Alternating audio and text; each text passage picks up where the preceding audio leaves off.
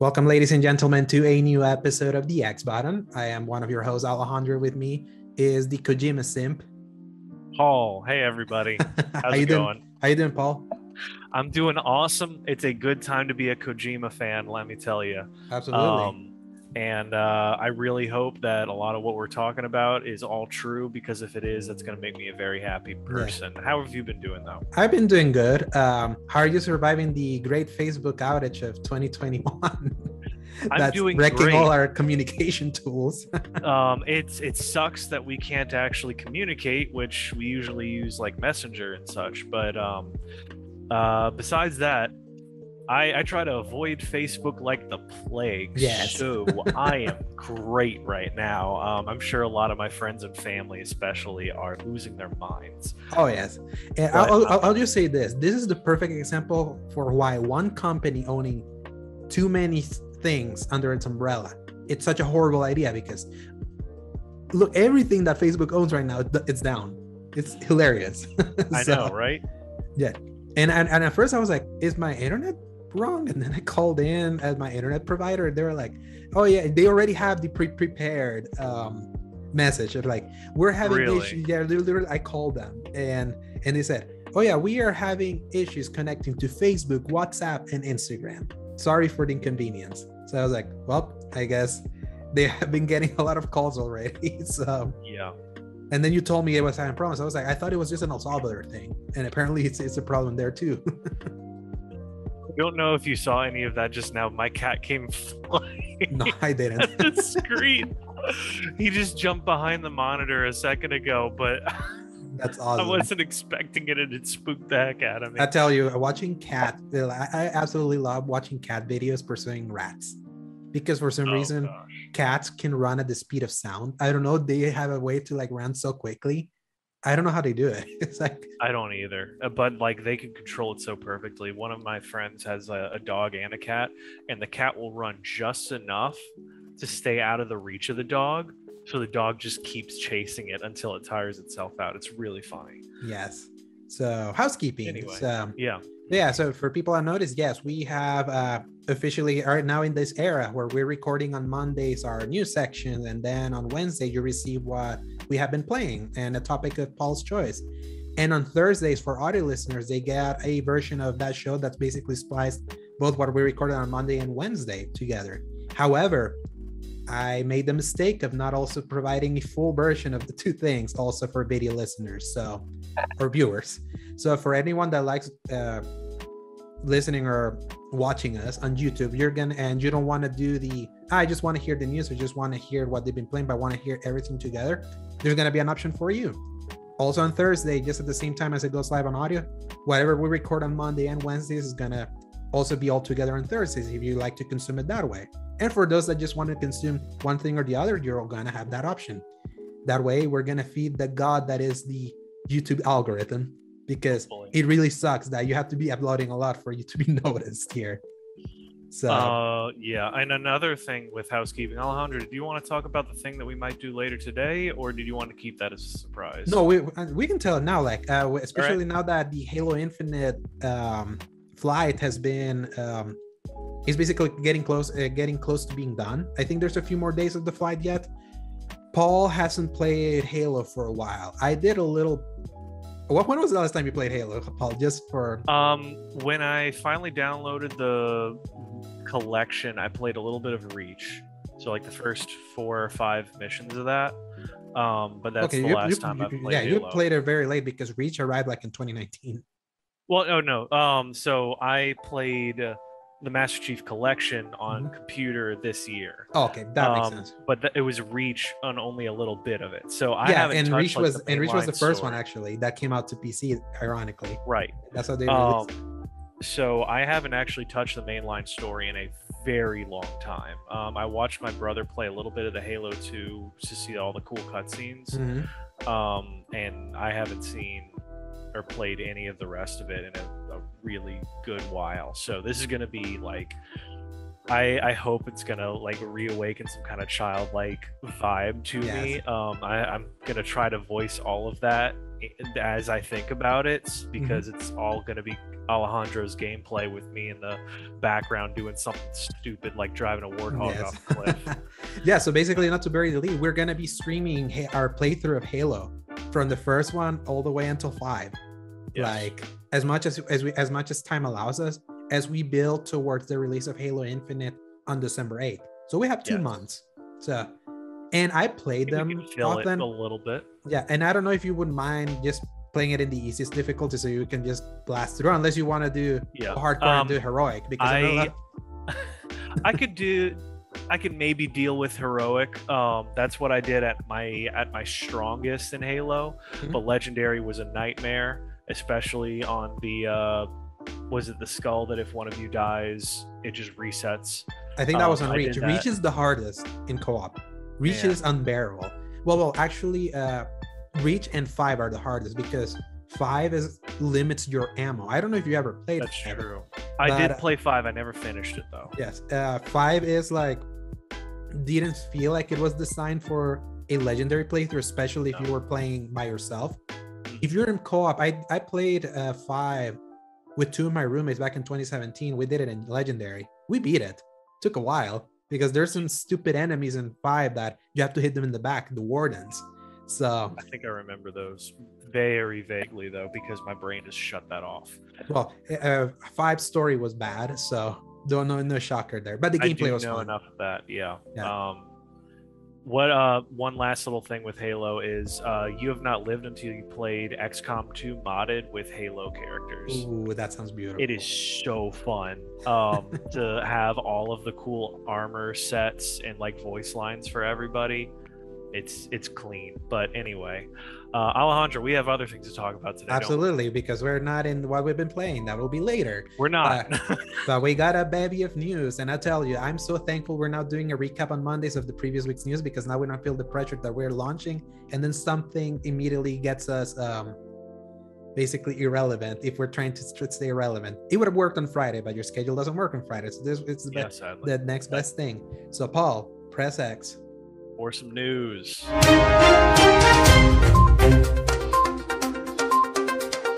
right, here comes the news. So, Paul, remember that one time there was a leak about a studio acquisition? Then we were like, is it actually happening? Was it a goof? You were saying that it was a goof. I was like, it's too elaborate of an image to just have been a goof. They have that thing ready. I was like, I wanted to have the benefit of the doubt of like, what if somebody just decided to make this up? But honestly, I don't even remember what I was saying back then. Yes. So it finally happened. It finally happened after an accidental leak by PlayStation's Japan Twitter back in July. Sony has officially acquired Texas developer Bluepoint Games, the studio that has become well renowned for both their remaster and remake work, as seen recently with their brilliant Shadow of the Colossus and Demon's Souls remakes from 2018 and 2020, and some really good remaster work back in the PS3 era with the God of War collection, Metal Gear Solid HD collection, and a bunch of others. So here's the rub though. The news comes with the announcement that their next game will be an original title, dashing any hopes that they may be working on something so desired like a Metal Gear Solid 1 remake next. What do you think of this, Paul? Well, it's very delayed kind of an answer. I think 3 months almost. We had kind of discussed at the time, I think they wanted those developers to get their time in the limelight, talk about that, so it's not a whole bunch of things all at once. But Sony's been picking up a lot of things under the radar against a lot of what we've been thinking. I don't know how much of that we talked about on the podcast. Yeah, so just as a recap of what they have been doing this year, the first thing they did was announce a partnership with Discord. After Discord basically said to Microsoft, go away, because they wanted to be acquired because Microsoft wanted to acquire Discord, but apparently because they acquired Skype, they would have gotten into monopoly territory. So that didn't happen. But then they got a minority stake on Discord. So Discord is going to become a native part of PlayStation sometime in 2022, which will be awesome because with all the crossplay games, you need a better chat system than what we have currently. Then it's terrible. Yeah, then they acquired Housemarque, the developer of Returnal. That was the first acquisition that they revealed. That was when the goof happened, because all the PlayStation accounts, with the exception of Japan Twitter, had welcome Housemarque, and then Japan had also welcome Bluepoint. So that's where all this thing was like, oh, the cat's out of the bag. That's what's next. The next day, we heard about Nixxes, the guys that made the PC ports of many Square Enix games like Marvel's Avengers, Tomb Raider, and a bunch of that. That was acquired by Sony. Then I think it was a few weeks ago, they acquired this random studio called Firesprite, which it's a studio based in Liverpool, England. And that one was interesting because it had talent from Sony Liverpool that they closed down back in 2012 after the release of the Wipeout 2042 game on Vita. So a lot of that talent remained together and they stayed with Firesprite, and then they're a big team. They're like 250 people, and they're kind of have like 3 games in development, and then they acquired that. It was basically reacquiring the studio that they closed down with most of the same people, and now we got Bluepoint. So they been doing some moves, despite a lot of people saying that they've been doing nothing this year because their eternal silence made it feel that way. They to quote the Gamer Dictionary, they have a dummy thick level of talent. Yes. And there's not too much more to say about that one. It's just I'm excited for all the stuff that they're going to make, especially Bluepoint specifically, since that's what this piece of news is about. They have shown that they can be trusted with the really big stuff, of the idea. I can't remember who said it, but with specifically in regards to Demon's Souls, saying that they modernized gameplay elements but kept the heart and passion of what initially made it so great. Same with Shadow of the Colossus has the exact same Shadow thing. of the Colossus, same thing. So I'm just excited to see whatever else they do, especially considering they're now being trusted with their own original title. And hey, I'm going to be fine with that. Was interesting because they've only done one original title in their entire history. It was a PSN game that came out in 2006 that wasn't that well received, but their accolades came from doing good work with someone else's work, basically being a cover band. Someone made a joke at the Iron Lords podcast that they're the ones that do the they're basically the cover studio.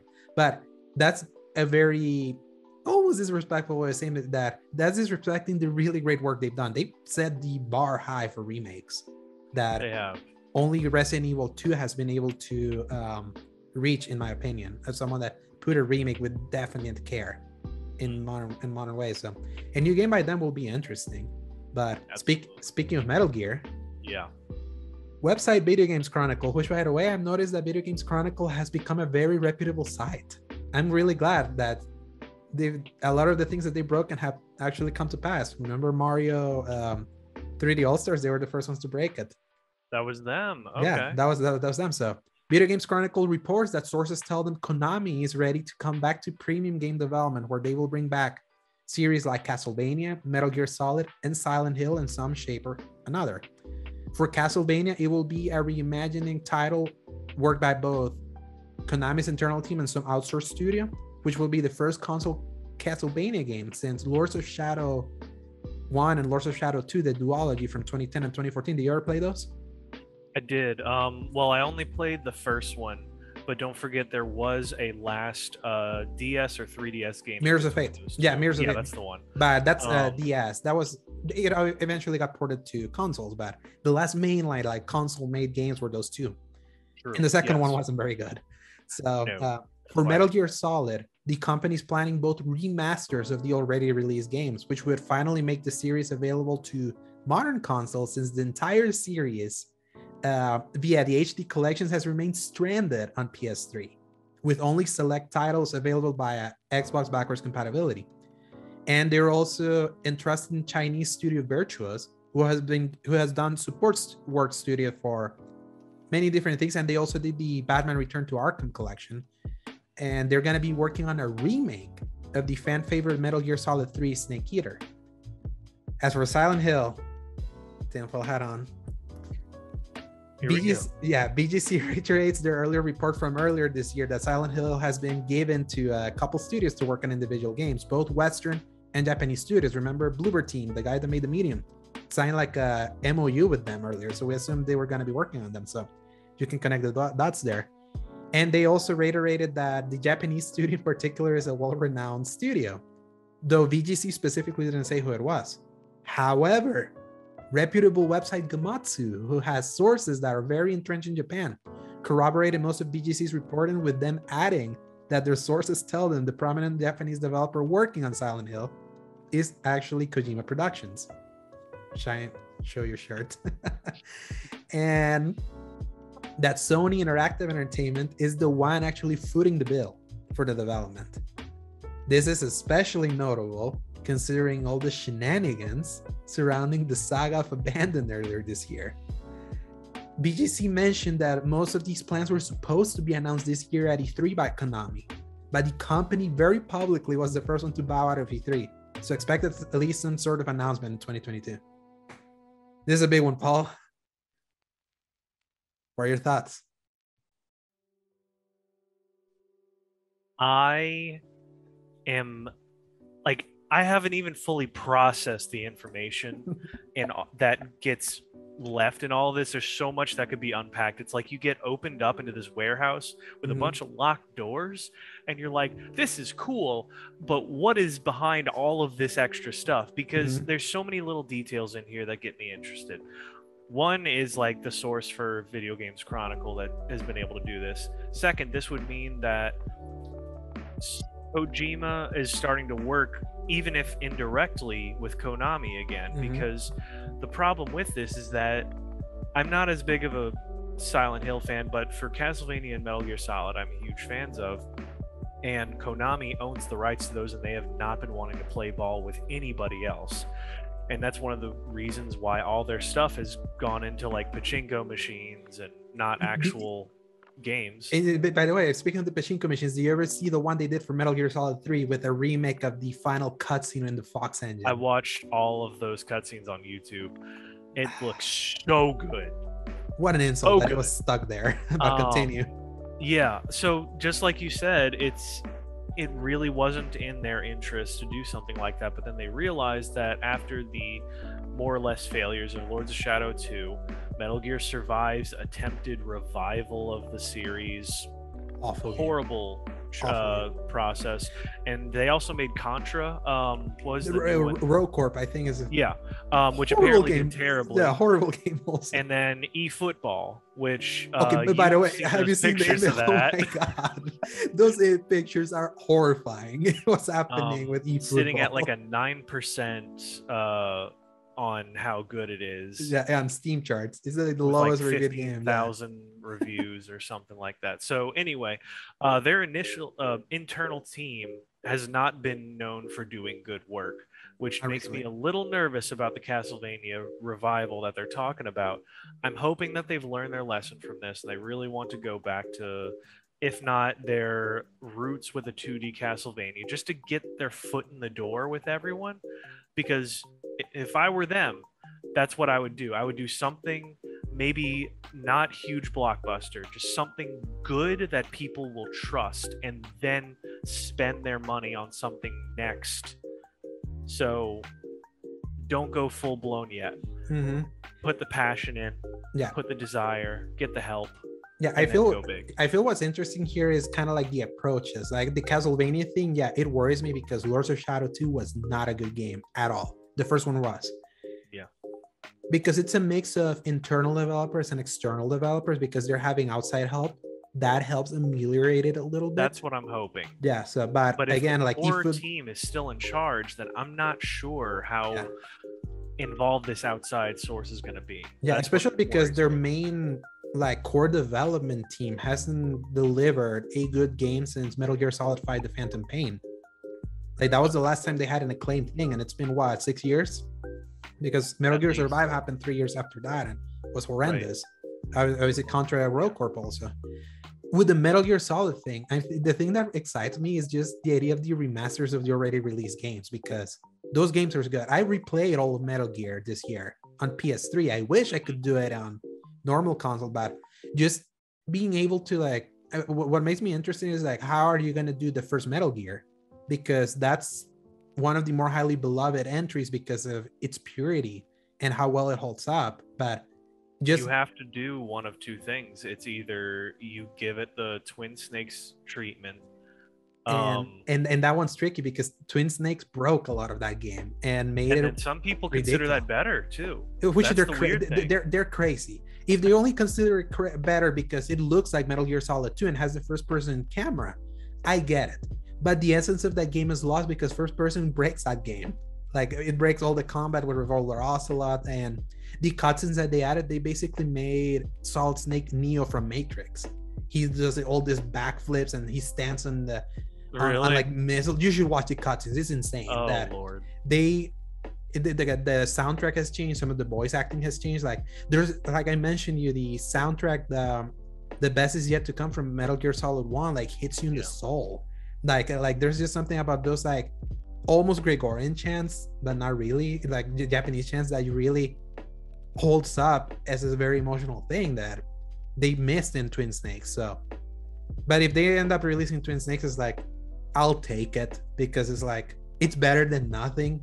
Yeah. I just wish the original Metal Gear was there, but like 2 and 3, Metal Gear Solid 2 and 3 are like, you can play those on Xbox One. By the way, if you're listening to this, I think if you listen to it, you can still get those games for $5, both of them, on Xbox Live Arcade. I told you yesterday if you wanted to acquire them. I realize I still have 2, 3, and Peace Walker. Do you have the disc? On disc, I think. And on 360?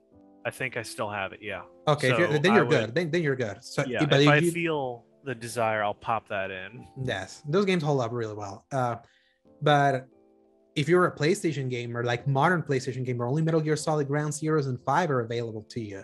And 2, 3, and Peace Walker are on PlayStation Now, which I wouldn't recommend you play those games with lag. Because even Metal Gear Solid 4 is stranded on PS3 natively. There's been no native way to play that game other than emulators.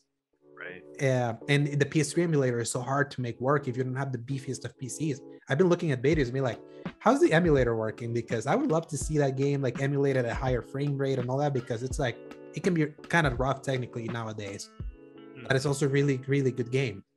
So having all of them as is, just remastered, would be enough, because then I wouldn't mind if the remake of Metal Gear Solid 3 sucks, because they're being entrusted to not a remake port, they're giving it to a remaster studio to do a remake of this game. Right. And only way I would accept it is if they use the Fox engine. So it was like Metal Gear Solid 3 with Metal Gear 5 gameplay. That would be great. I doubt they're going to do that. That'd be fantastic. What, like I was saying, like the one option was Twin Snakes. The second option would be to like remake it from the ground up. And a good example, rather than saying Twin Snakes, you could say Resident Evil 1 remake. And so it's everything exactly the same except quality of life and fully different textures, but like same style of gameplay, same voice acting. A lot of the purists would really like that.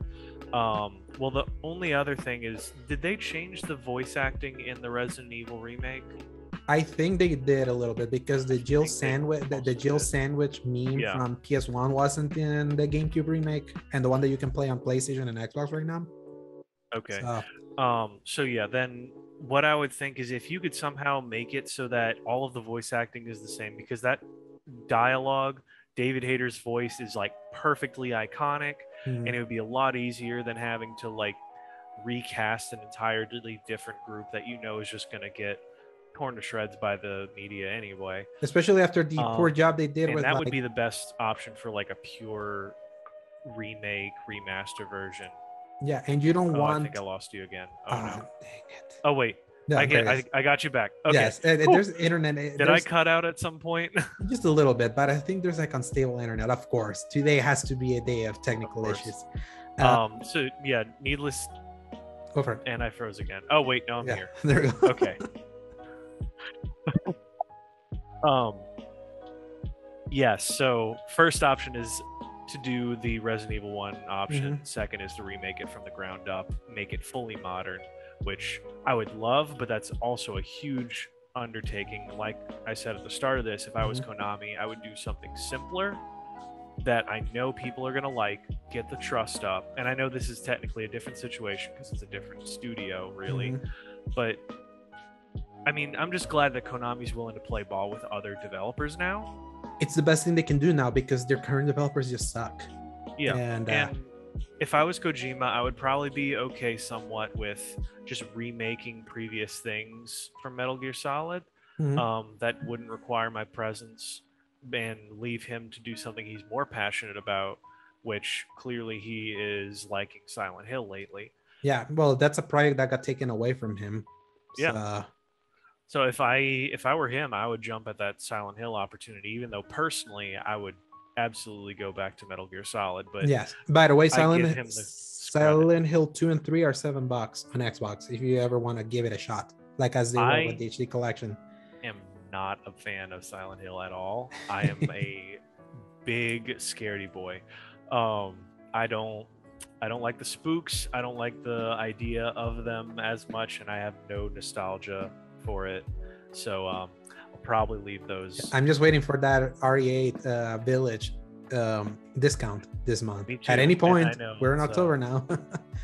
I would love that, because I feel like I might be able to deal with the more action-oriented idea of RE8, because 7 was like right on the borderline of all right, I'm good, but also I'm gonna spook. Yeah, you're gonna get your spooks. Hopefully we're not getting spooked with the internet keep falling down for us right now. Seriously. So as for Silent Hill, what has been the thing that has driven me crazy this year, Paul? The thing that like went me to desire someone get their balls cut out and be hanged. I believe it was something along the lines of abandoned. So hearing this Gamatsu thing makes this whole abandoned shenanigans, which is what everyone wanted that thing to be like this facade that would eventually be revealed as an actual Kojima production of a new Silent Hill under Sony's blessing, especially considering the special treatment Sony gave them to do this stupid app that hasn't been updated since that one time. You know what this reminds me of? What? You haven't seen Shang-Chi yet, right? I haven't actually. Okay. I think on October 6th it's supposed to get on Disney Plus. November 12th. November. Oh shoot. Okay, it was Black Widow. Yeah, Black Widow was October 6th. If I can get away with it, I want to see that in theaters then. Yes. So remember in Iron Man 3, the whole Mandarin thing with being revealed at Trevor Slattery and all of that. I am the Mandarin. Yeah, so the Ben Kingsley basically being like a facade of the real thing. And that's referencing Shang-Chi. The measure is like, yeah, we were the real thing. And there was this dude trying to do their own thing, like pretending to be what it's not. This is what Abandoned is now reminding me of if it ends up not being this thing. Oh my gosh. Just think about that. It's like Sony and Kojima working this thing, and then they see this idiot trying to do all the stuff to the side, but they didn't want to say anything because they didn't want to reveal that they were working on it, but they're letting this thing faceplant because it's the only thing that would explain, unless it was actually all part of the ruse and they tried to do the Phantom Pain thing and did it horribly.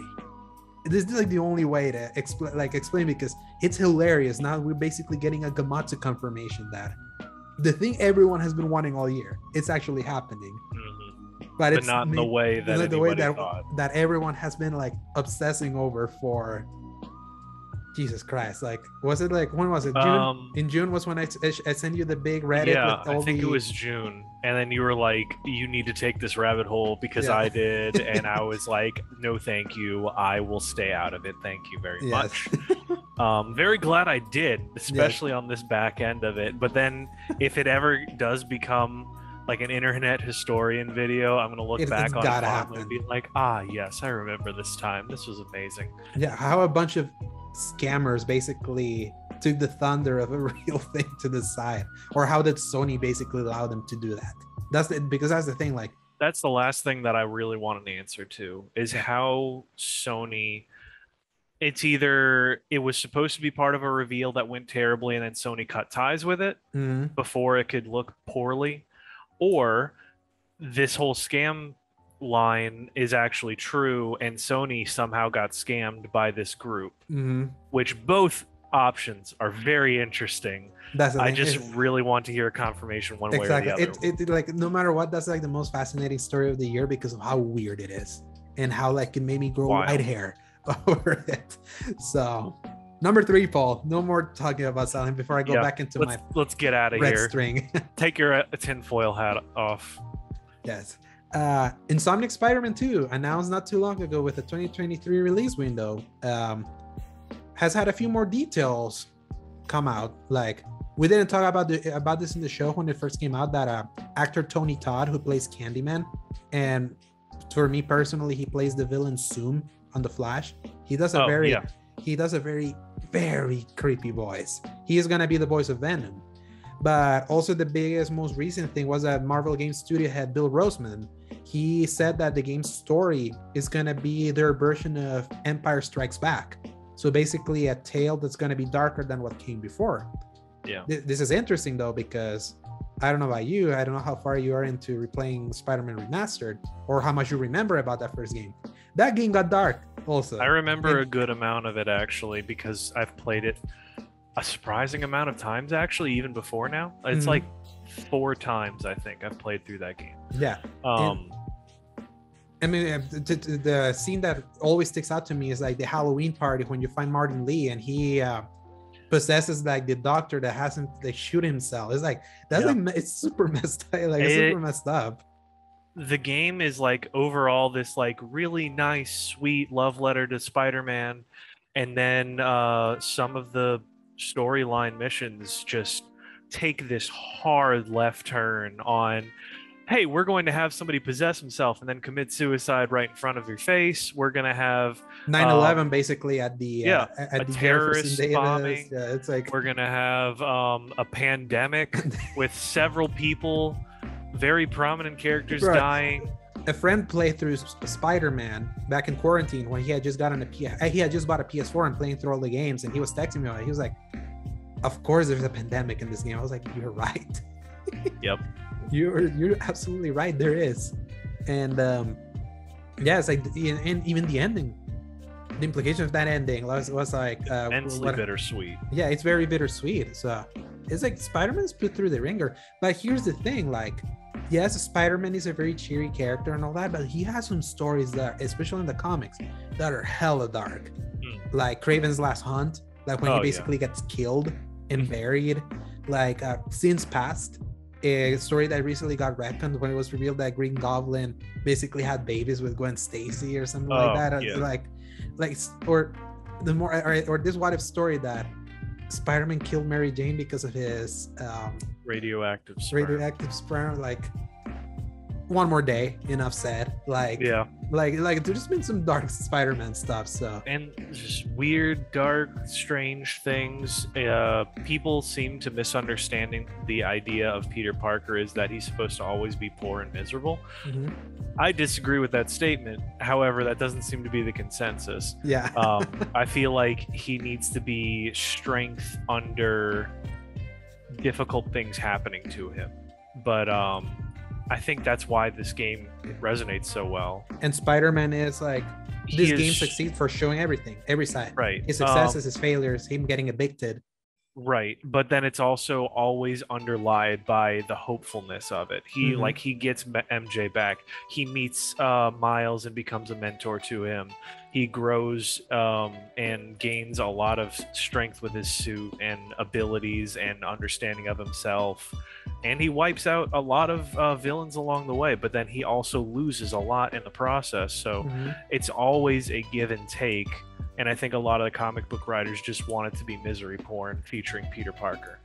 So that's one reason why I think this game succeeds a lot. The fact that they are saying it's going to be darker, I'm not really worried it's going to go into that territory as much. I think it will be just what we've seen on a bigger, larger scale or more intense scale. Like, of course, all of Manhattan got swept up into that pandemic thing, but there can be other things that can be shown. Yeah. And Miles Morales, they're out of it, basically. Yeah. And it's not that much longer later. So you see already the city has recovered. And even Miles Morales had like a tinge of darkness, but also hopefulness. So I would hope that they have that balance right, that they don't get too away. Because it also, like, it's funny that I mentioned the Flash season 2 here. Like, the Flash TV show, that first season was like a perfect blend of light-hearted superhero horror but dark character drama that makes that one of like the best superhero TV seasons ever. And then the second season got a little too dark. Like, it had a balance, but then it just becomes morose, and it just becomes like it feels like the hopefulness doesn't shine as much over like the seriousness. And it's so funny because a lot of that seriousness is under the villain that's voiced by Tony Todd, because he's like a serial murderer. Like literally, he like I'm gonna send you this video of him speed breaking the necks of like 10 police officers just like that. It's like, it's messed up. So yeah, it's like I hope that Insomniac knows that what they got with the 2018 game was really good. Like it was so, he just nailed it, that they don't feel that balance of we have to make it darker, because everyone uses the Empire Strikes Back thing, and obviously that's a darker movie than New Hope, right? But it ends on a hopeful note, on an optimistic note, knowing that they were put through the ringer, but there's light at the end of the tunnel. I hope that's the lesson. I'm hoping as well. And I just lost your video, but are you still there? Yeah, my camera just well, that's fine. Let's see. I think we've kind of finished what we were talking about that in the end. I agree. Empire Strikes Back, I think a lot of people use that as a trigger phrase and then say that means, oh, it's really grimdark. But Empire Strikes Back was like, it had some difficult things, but there was also a lot of hope at the end of it. So in the end, I hope it goes along that side of it, and it's a true Empire Strikes Back situation, and not just, hey, we're going to make everyone miserable. Absolutely. Okay, let's see. And we're back. Yes. Come on, HD. There you go. Last, please. Please, last. I don't know what's happened. We're cursed today. We are. Yeah, but yeah, like kind of like, yeah, I agree. It's like, hopefully don't take the wrong lessons of Empire, or everyone that decided that a sequel has to be darker just for the sake of darkness. Number 4, speaking of dark things, is a Twisted Metal revival coming soon. According to, once again, Video Games Chronicle, it seems like a revival of that classic PlayStation series is actually happening. The series last seen on PlayStation 3 in 2012.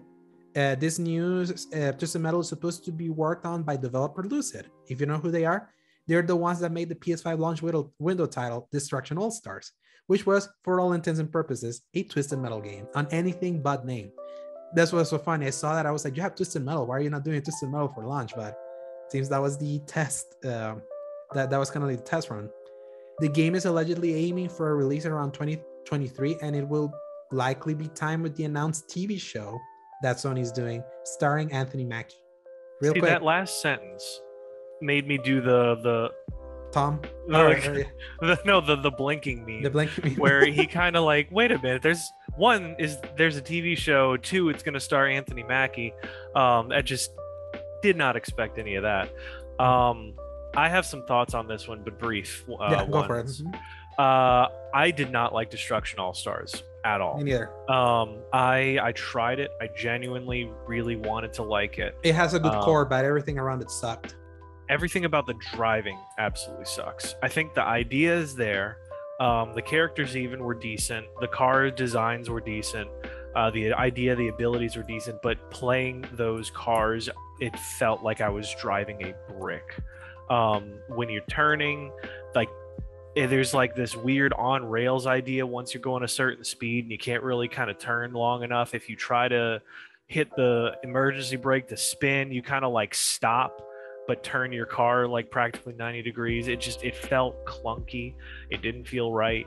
It didn't feel satisfying to really hit another car besides the haptic feedback kind of helping you out. So I'm kind of glad that they didn't try to do the Twisted Metal straight off the bat, just like we talked about with Konami. Make something solid and then jump into your big eyepiece. Because if they had done this as Twisted Metal, that would have sunk it immediately. It would have sunk the entire series.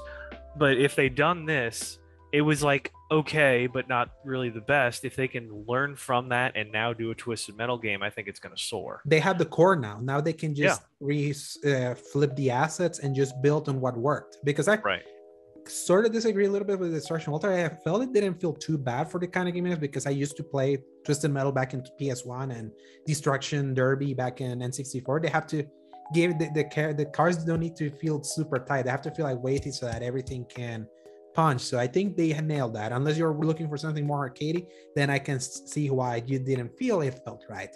I guess I had just played like Wreckfest or something else. That's way more arcadey.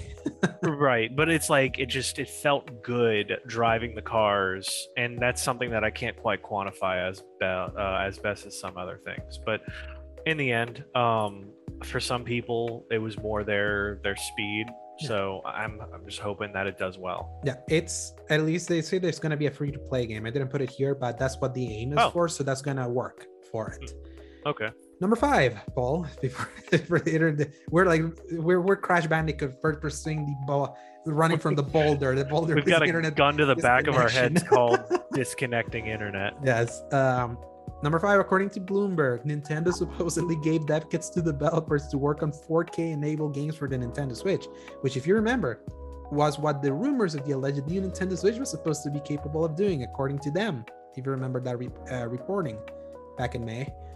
Although Bloomberg has doubled down on the reports, with them adding they've heard of 11 developers who have said dev kits, Nintendo directly refuted Bloomberg's report, reiterating they don't have plans for an upgraded model of the Switch beyond the new Nintendo Switch that's launching this Friday. And Zynga, one of the developers they reported on, denied having any access to said dev kits. Zynga's working on a Star Wars game that they announced in the Nintendo Direct of February. By the way, I smell BS somewhere here. Yeah, I don't know There's from where, definitely... but it's definitely coming from the big end. I would say, I don't trust corporations, especially a company as big as Zynga saying, "Oh yeah, no, we agree with Nintendo. Like, there's nothing going on here." Yes. That's a bunch of crap. Yeah. Which unfortunately means it is absolutely real that Nintendo brought out the OLED just to get people to spend more money before they brought out an actual powerful model. Because if everything is lining up the way we're thinking it is, that's really scummy on Nintendo's part to say, hey, we're going to fix the display and nothing else, pay us more money, and then like maybe a year later say, oh, by the way, that thing that was a rumor, that was totally true, pay us more money. And that's the thing that doesn't escape me, because Bloomberg is not just a no one, it's a reputable source that has gotten so many things right. So I keep reiterating that I feel that this was supposed to be a power upgrade, but they saw the silicon chip shortage. Look at how hard it's been trying to get a PS5 and Xbox Series X, because they use that in many other industries. So they probably saw that as like, we want to make money. We're not going to like shorten ourselves out when we're competing with the Ps that are being used by the other two that are struggling to satisfy demand, especially when the Switch is still so freaking successful. Right. And by the way, this model comes out this Friday, FYI. So with Metroid, and it honestly feels like they had everything. They saw that they're like, F it, we're gonna have the same thing. It's just gonna be a better display for those that want it. We're gonna sell it regardless. So, but you're just not gonna say it, because I don't know if you remember the Mario and Rabbids game that was revealed this year, like the sequel. That game looked way too good for it to be running on what's supposed to be the current Switch. And many people noted that. It's like, this is way too clean. The gameplay seems way cleaner than what the previous one was. Higher resolution. Yeah, like higher resolution and all that. So. Ooh. Okay. I'll leave it. I'll just leave That's it at interesting. That. Yeah. Let's leave that at that. Yeah. Number 6. Back in May, we learned that God of War Ragnarok, the sequel to PS4's most highly acclaimed exclusive, was being delayed out of its proposed / vague 2021 release window. However, last week we learned what could have been one of the main reasons for said delay. In a tweet thread he posted following the announcement that God of War 2018 was named the best game of all time by fan voting at the IGN Best of All Time bracket thing, actor Christopher Josh revealed that he had to go into surgery because he couldn't walk and needed to get both his hips replaced, amongst other things. And he expressed gratefulness to Sony Santa Monica for accommodating to his health issues. Whether he's fully healed now or not, we wish him a full recovery while we wait the full release of the final chapter in the Norse saga. He went like, I show you those tweets. He literally posted after IGN announced the winner. He was between that and GTA 5. By the way, I'm so glad it won over GTA 5. I couldn't believe GTA 5 made it that far into the bracket. But a lot of those brackets were messed up. I'll just say that. I'll agree to that. Because if you put up one thing next to another, you might choose one of those options, but then later on it's like, oh well, I definitely thought it was way better than all these other things that made it farther along in the bracket. So that's one reason I don't really like the idea of brackets for those things. Especially there's they accommodate recency bias in a way. Oh, yeah, absolutely. Like Apex Legends versus Super Metroid. Of course, if you put a fan bracket, people are gonna vote for Apex Legends. There's no way to play Super Metroid unless you have Switch Online. And nobody from like a certain generation on is going to even vote on this, much less actually see it. Because I didn't see it until it was on the finals. I followed it. I was salty when Last of Us annihilated Metal Gear Solid 3, 72-28. Oh my gosh. I was like, I wanted to tear my hair out because I was like, how? But of course, it's more modern. In any case, with this, notwithstanding terrible judgment on the gaming environment, this is one of those few stories that are like super wholesome. The fact that he immediately like came out and said he's the sole reason why it got delayed was like huge. You don't usually do that unless you really are prepared for backlash, mail, I guess. Backlash. Suck it up, get used to it, whatever it is. But the fact that he once said that, two, that like it was overwhelming support towards this guy and his physical health, was like really happy to me. Because when you sent me that initially, I went, oh no, this man is about to be like destroyed in front of my face. And then it was like comment after comment saying like, we love your performance, you're a great actor, feel better. Cory Barlog, the director, he also showed his love there. So because he literally said, this isn't PR approved, I'm just saying, I'm just shooting my shot, this is what happened. And they didn't come in and be like, cut that, no, don't say that. No, they were like, and throwing support. And I'll say this, maybe it's fully true that was the entire reason it was delayed. I mean, I also include that we're in a COVID environment, so that also had, I think there's more effect to it, but the fact that he like said it was entirely him to try to take all of the blame was like really big of him, I think.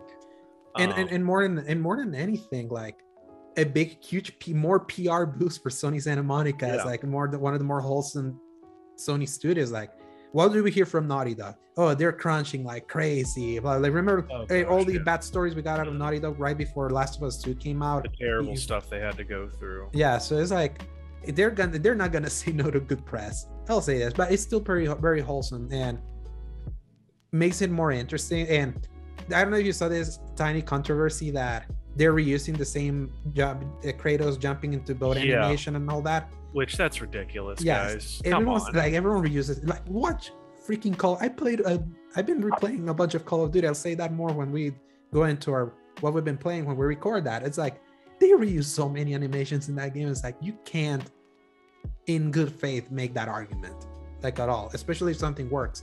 But then at the same time, like a bunch of like animations like that, they mocap those, so it would make sense that they wouldn't mocap and not a different boat animation. And who cares? Even if they did, it would be almost identical if they went through the entire process of re-recording a shoot of them jumping into the boat. Would it not be exactly the same? So like it wouldn't even make sense for them to use the resources. You'd be better off making the game better in another area than wasting the time and money to do something like that. So exactly, it was just a fanboy bait, basically, being like, oh, he's using all of this. It's like, I'm kind of glad that everyone clowned on that person immediately. Absolutely. But yeah, I'm wishing for full recovery for him. It also makes sense that, especially knowing how Marvel's Avengers has worked, especially with how they've been expanding and working from home and all that. He was the voice of T'Challa in the War for Wakanda expansion. So, but they wouldn't need. Judge was? Yeah. Oh shoot. He did a great Black Panther. I would think so. He has the range for that immensely. Which, by the way, Marvel's Avengers available on Game Pass now if you're an Xbox, if you want to experience the good parts of that game. So yeah, he wouldn't have done the need to do mocap for that if he was still recovering, especially with working from home and all the shenanigans. But who knows? Maybe by the time he went to record for Wakanda, he was already recovered. Who knows? Number 7, Paul. Final story. Follow up to one of our news items from a few months ago. The reported remasters of the PS2 era Grand Theft Auto games received their H rating in South Korea. Why is this important, you ask? When a game gets rated by any country, that basically confirms a product's existence. Before this was all reports that it was happening. It being rated, it means it's real. Like how we learned of the existence of Ghost of Tsushima Director's Cut earlier this year. It was rated by the ESRB. 2 days later, we saw confirmation of that game. So The interesting nugget here is that the rating also included information about a 2022 release date, which is different from the report that some versions would be released in 2021, with others to follow in 2022.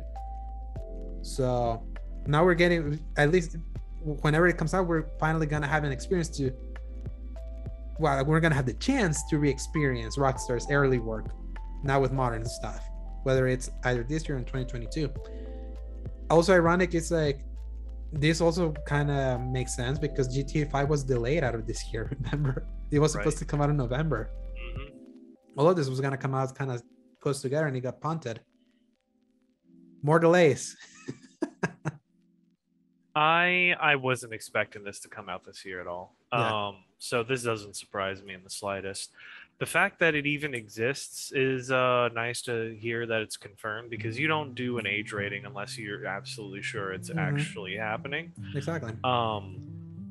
It is a little bit of a shame that we've reached to the point of understanding this industry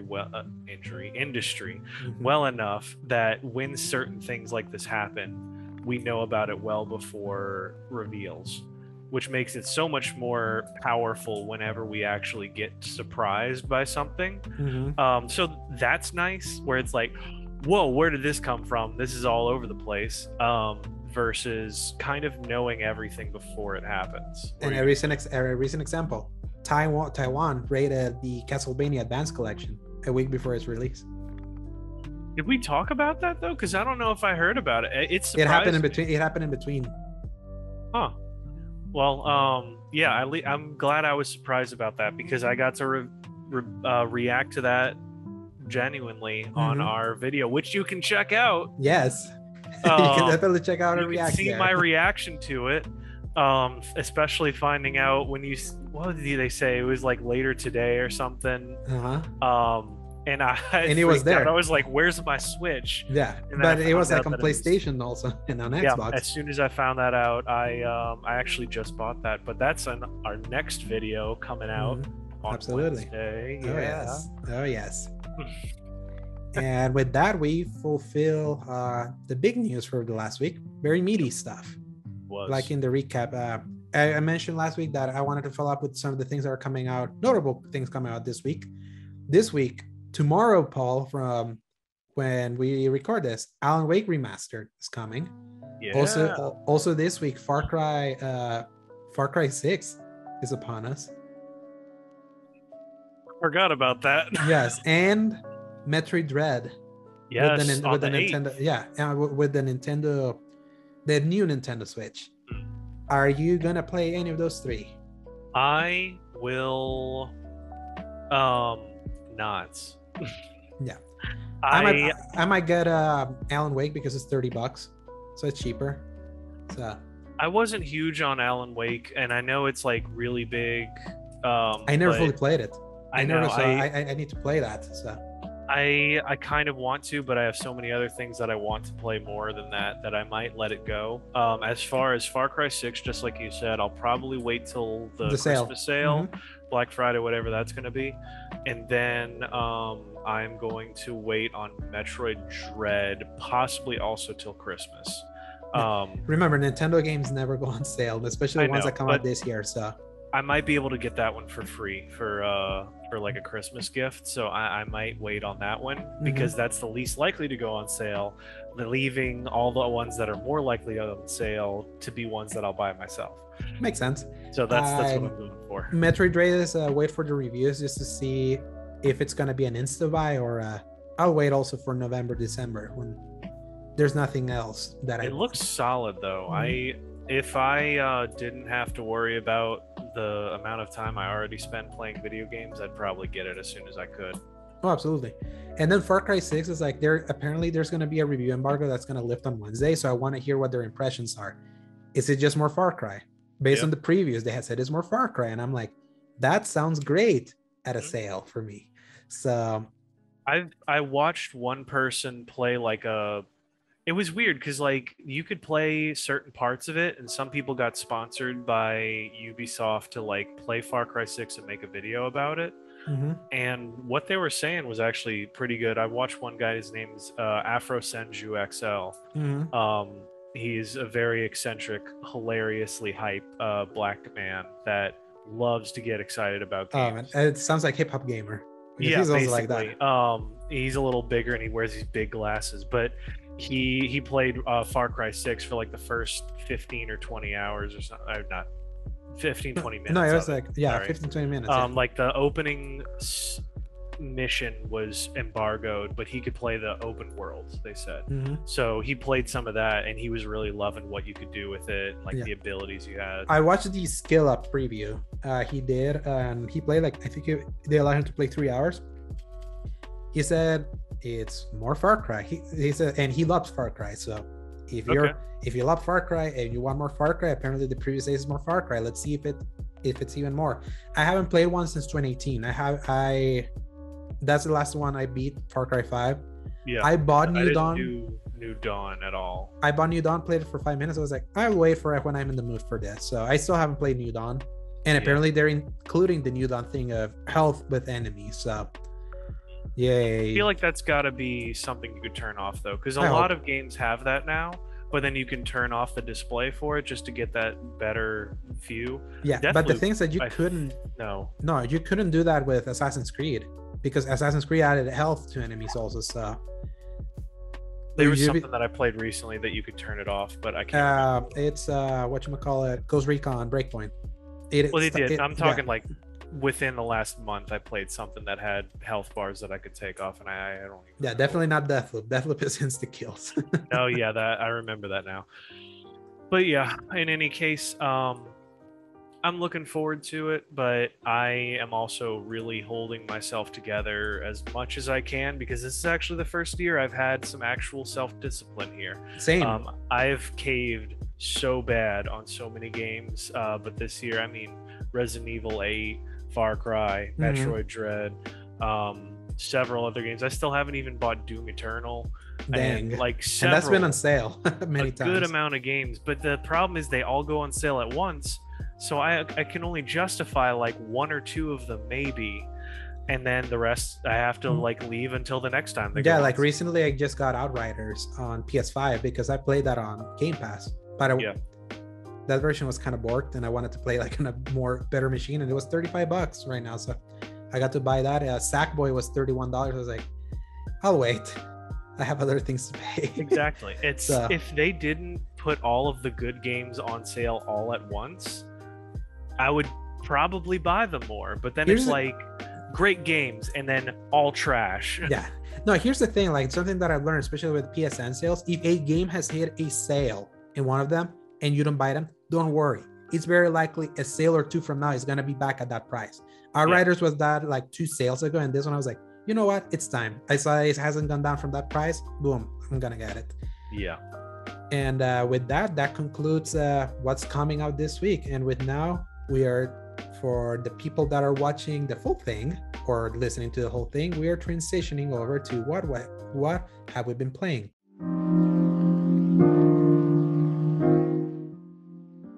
What's up, you hilarious haymakers? This is your good friend Paul and my co-host Alejandro.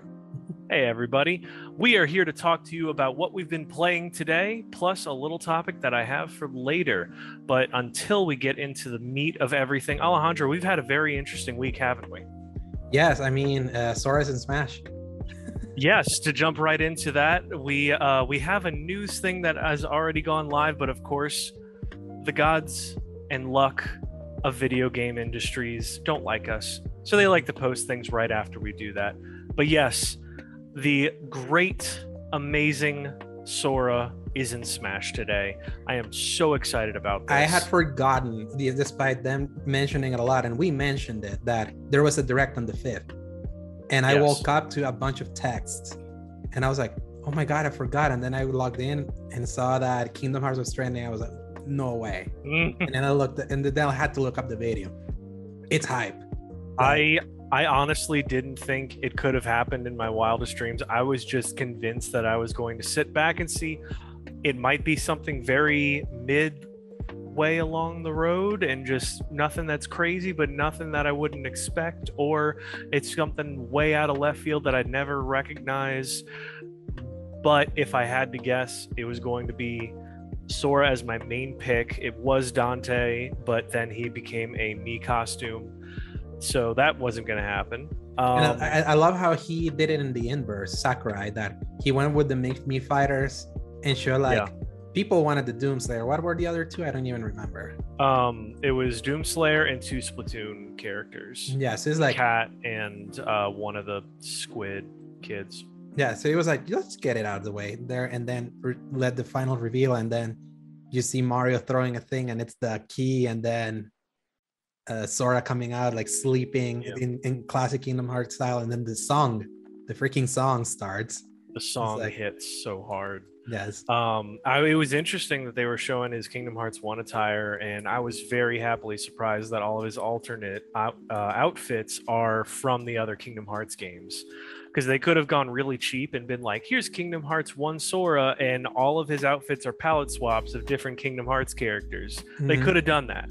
A lot of people would have been okay with it. I would have been a little disappointed, but okay with it. But the fact that they rendered out 4 different outfits, because each one is pretty different in its own way, not just colors. Slightly different in some design. Well, like they would have had to sculpt different game models, even though his face and hair is the same, but like it's more work. So I'm very happy that they did that. Also, Disney, like there's not a single Disney thing at all in this presentation. Like no Disney World, they put the Hollow Bastion. The songs are all exclusively Kingdom Hearts, not like any of the recompositions that they did for like the different worlds that you go into. So I can imagine this was a horrifically hard licensing nightmare to get him going, but they've probably been trying throughout the entire process of DLC with Smash to get him in. And he was always number one. If you had like a bunch of polls, he was always at the top. Well, I mean, yeah, but so like they knew, but just from my own knowledge of how little Disney likes to play or pay the people that deal with them, I am genuinely surprised, but it is such a happy one, as Palpatine said it best. Yes. I am not the biggest Smash player. In fact, I always took joy at the calamity that was every character reveal and seeing everyone not get what they wanted. I mean, legendarily, the Byleth reveal is one of my all-time favorites. But just because the reaction. Byleth plays very fun, honestly. Yeah, I love it. But when you went from Joker to Hero to Banjo, like all these weird ones, to end on the Fire Emblem character, that was so hilarious. And then obviously they gave us Pac Tooth, which I don't even remember who else was there. I think it's Minecraft Steve, Terry. No, Terry wasn't the first one. The Sephiroth, Tekken guy, the Tekken guy, and Pyra. The what's the Arms character? The Min. Yeah, then there was also the Xenoblade Chronicles 2 character. Mithra and Pyra. Yes, it was like a mix of like, this is Nintendo stuff. Okay, that's an interesting crossover. Obviously, there was people that wanted the pie in the sky, like, where's Master Chief? Where's the Doom guy? Obviously, good Doom guy is a me now. And Master Chief, I always thought it was never gonna happen because the Microsoft characters were already there, Minecraft and Banjo. So it's like, it's pie in the sky, but I'm glad that Sora was like the very last one, because I know there's snarky corners in the internet, but it didn't seem like the internet was on fire with horrible discourse over this one. Everyone seemed pretty happy. Pretty positive. I mean, justifiably so. If he's going to be by such a large margin the top requested character, then he's the one character they could do that's going to have the least backlash as well. Oh, yes. And the rest is going to be, but at least it's something cool. Yeah. Even people that don't really play Smash were like, oh, okay, good for them. Yeah, and that's the thing. Will this get me to play Smash again? Hell no. I hate that game. I absolutely hate that game if I'm not playing with people. So no way I'm playing. So, but you are playing, right? I haven't touched it in at least like a year. 2 years, right? I haven't had any reason to break it out, I don't think, because the last time I played it was actually at my bachelor party before I got married. And then maybe like one other time by myself. And just think about it. We're in the year of the we're the year of the pandemic, where rarely people come over to play. That's when I would play Smash. When we were in lockdown, I had no reason to play that game because no one would come over. So yeah, this is not gonna change, but I'm happy for the people that wanted Sora. Same.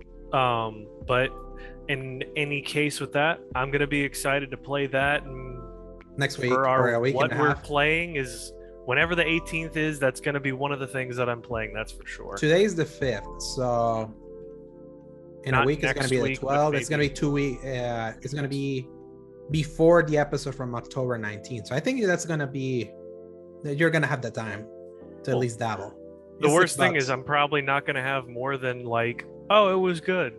Just Who cares? About it. It's gonna be like, yeah, it was all right, and then I'm never gonna touch it again. It's kind of sad that it came after I finally got burnt out on Smash Bros. But I never had the time to get burnt out. I just never liked it. That's honestly, you probably avoided a bit of a dumpster fire in some of those cases. But in any case, we got some other things to talk about, Alejandro. What, dare I ask, have you been playing? Yeah, a bunch of stuff. Thankfully, not much of the same stuff that I talked about last week, because I kind of want to be like, yeah, I'm gonna dabble. I got into the Halo Infinite flight that they did, both on Xbox and PC. By the way, thanks PJ for giving me his friend code to play on PC, because that's the only way to get into PC. Either you draw the luck of the draw if you sign up and they may send your code, or if someone that got send that code, they also get an invite. Be like, okay, if you got it but your friend didn't get in, give him this code so he can play. I was going to ask like how that actually happened, because I watched the skill up video on it. I watched a couple other people.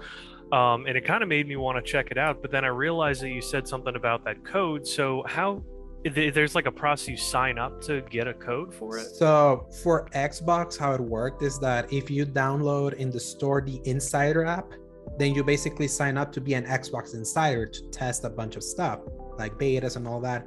And Halo Infinite is there. Easy peasy. That's how I got in. It's only 15 gigs. You can play on Xbox, but on PC, you have to like fill up a bunch. You have to fill up a form. You have to put in your PC specs that you send them over, like through the command key, and then you hope that they eventually think that your PC is worthy of testing, and then they'll send you the code. So it seems really weird. Yeah, very, very, very, very interesting process there. But thankfully, PJ was one of those that did that very early, and he got an invite to play. So then when I learned about the process of potentially finding a loophole to get in, that's why I texted him in our chat to be like, hey, can you send me the friend code just in case? Then he sent it to me and I got to play a little bit of it. And my opinions on the Halo Infinite flight depends on where you're playing. If you're playing on a base Xbox One, like not a series Xbox One, it's fun. It's like, it works surprisingly for a console that's like basically almost 10 years old at this point. If you're in base console, like graphically it doesn't look too bad, especially considering how Infinite was basically delayed after how memed it was, how it looked. Rest in peace, Craig the Brute. And it's a game that returns to the Halo 3 philosophy of the madness of the multiplayer happens with how you toy with the sandbox, how you mess up with the physics, and the weird things that can happen because of the way that you mess up with the physics. Halo 4 and 5 were fun, but they didn't feel Halo-like in its multiplayer. 4 felt more like trying to pursue the Call of Duty ghost of having pre-prepared loadouts. The physics were not that wonky. It was too clean of a game because I wanted to be too pretty. And Halo 4 kind of missed that stickiness because people like playing Halo because when you have a very creative sandbox in a game, that's what keeps your game alive, because you're always going to have the people that are going to be more like creative and, oh, what can I do now? Like I've seen some crazy videos of people like putting like the shield and grabbing a car and pushing the shield on and jumping off the shield and shooting someone. It's like, it's creativity. It's basically what you would see sometimes in Fortnite, but without a building tool. That's kind of where that fun came from. And then 5 wanted to be more of an esport, especially adding like boosting and all of that, but it made the game super sweaty. So there was never a way that you could play Halo 5 in a more chill social way like previous Halos. So that's why people were like, yeah, this is a fun multiplayer shooter, but it's not a fun Halo multiplayer. This one feels like 343 finally found a way to hit on that sensibility from Halo 3 basically everyone always says Halo 3 is the peak of Halo in multiplayer. There are some people that says 2 is the other one because it has a different kind of more condensed sandbox, but it feels more like a spiritual successor to the Bungie ones than anything 343 did, while keeping it modern, like adding sprint and having a little bit of an sort of ADS, but not really.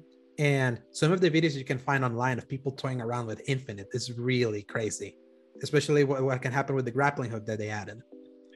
I've seen a couple clips of that. Yes. It's wild. Yeah, it's wild. I'm like, oh man, this would be fun if you can have people that get creative and play like this in big team battle, which was what they enabled this last weekend. I would say again that, but if you're playing on Xbox and as a con, if you see this game, you're like, why does this game took out almost 6 years from the previous game? It looks slightly worse. It runs worse. On console, it's stuck at 30 frames, which that's how Halo used to be. But after the entire collection plays at 60 frames, and even Halo 5, like 60 frames has been like the baseline thing for Halo. It's like for a while, going back to that is like, But I understand why they did it, because they got screamed by the bad visuals, that the only way that you can push visuals is if the lowest denominator is not pushing frame rate. So they did that for the advantage of how the game is going to look much better on PC and on Xbox Series X and S. So far, and with the multiplayer, I'm like, I think whatever happens on December 8th when this launches, at least the multiplayer is going to be a win, because it's a lot of fun. As for the campaign, I'm like, you still haven't shown much other than the original reveal. It's like crazy how hidden they're keeping it. And that's the one thing that keeps me from being like, I've been wanting Halo to be like a bona fide Game of the Year contender again. Like when a Halo came out, it was a Halo came out. That was like, it's like a Mario game coming out, a Zelda game coming out. Yeah. It was always playing in those big leagues. And Halo 5 was the first time that series was like, just kind of came and went. It didn't hit, also because it had a campaign that historically was pretty bad compared to everything that came out later. And with such a long dev cycle, usually Halo games took like 2 to 3 years to make. This one took 6.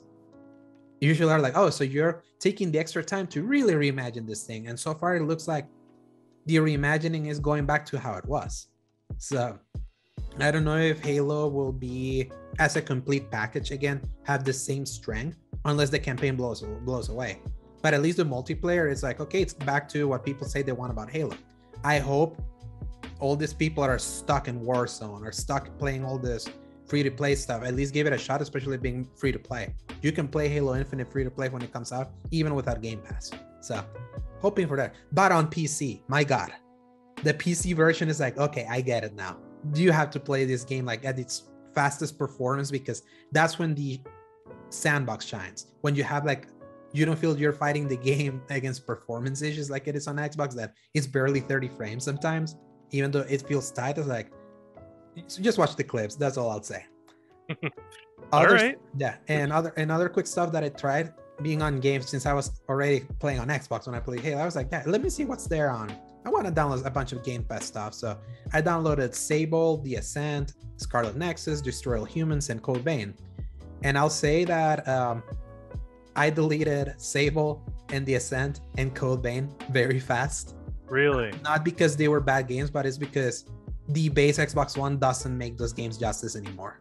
You'll see if you ever try. It's like the frame rate in the Sable, for example, it has a really cool art style, but it's atrocious. You would like chug, like if you're like buffering sometimes. I'm like, I'm not even streaming. Why is this buffering? No, delete. The Ascent is like, oh, this looks like Cyberpunk. Ooh, that looks very ugly. No, delete. And Code Vein, same. I gave it a delete. Destroy All Humans worked fine. Like for what it is, like this is for fun, cathartic, let's kill everyone thing. Yeah. And Scarlet Nexus was decent.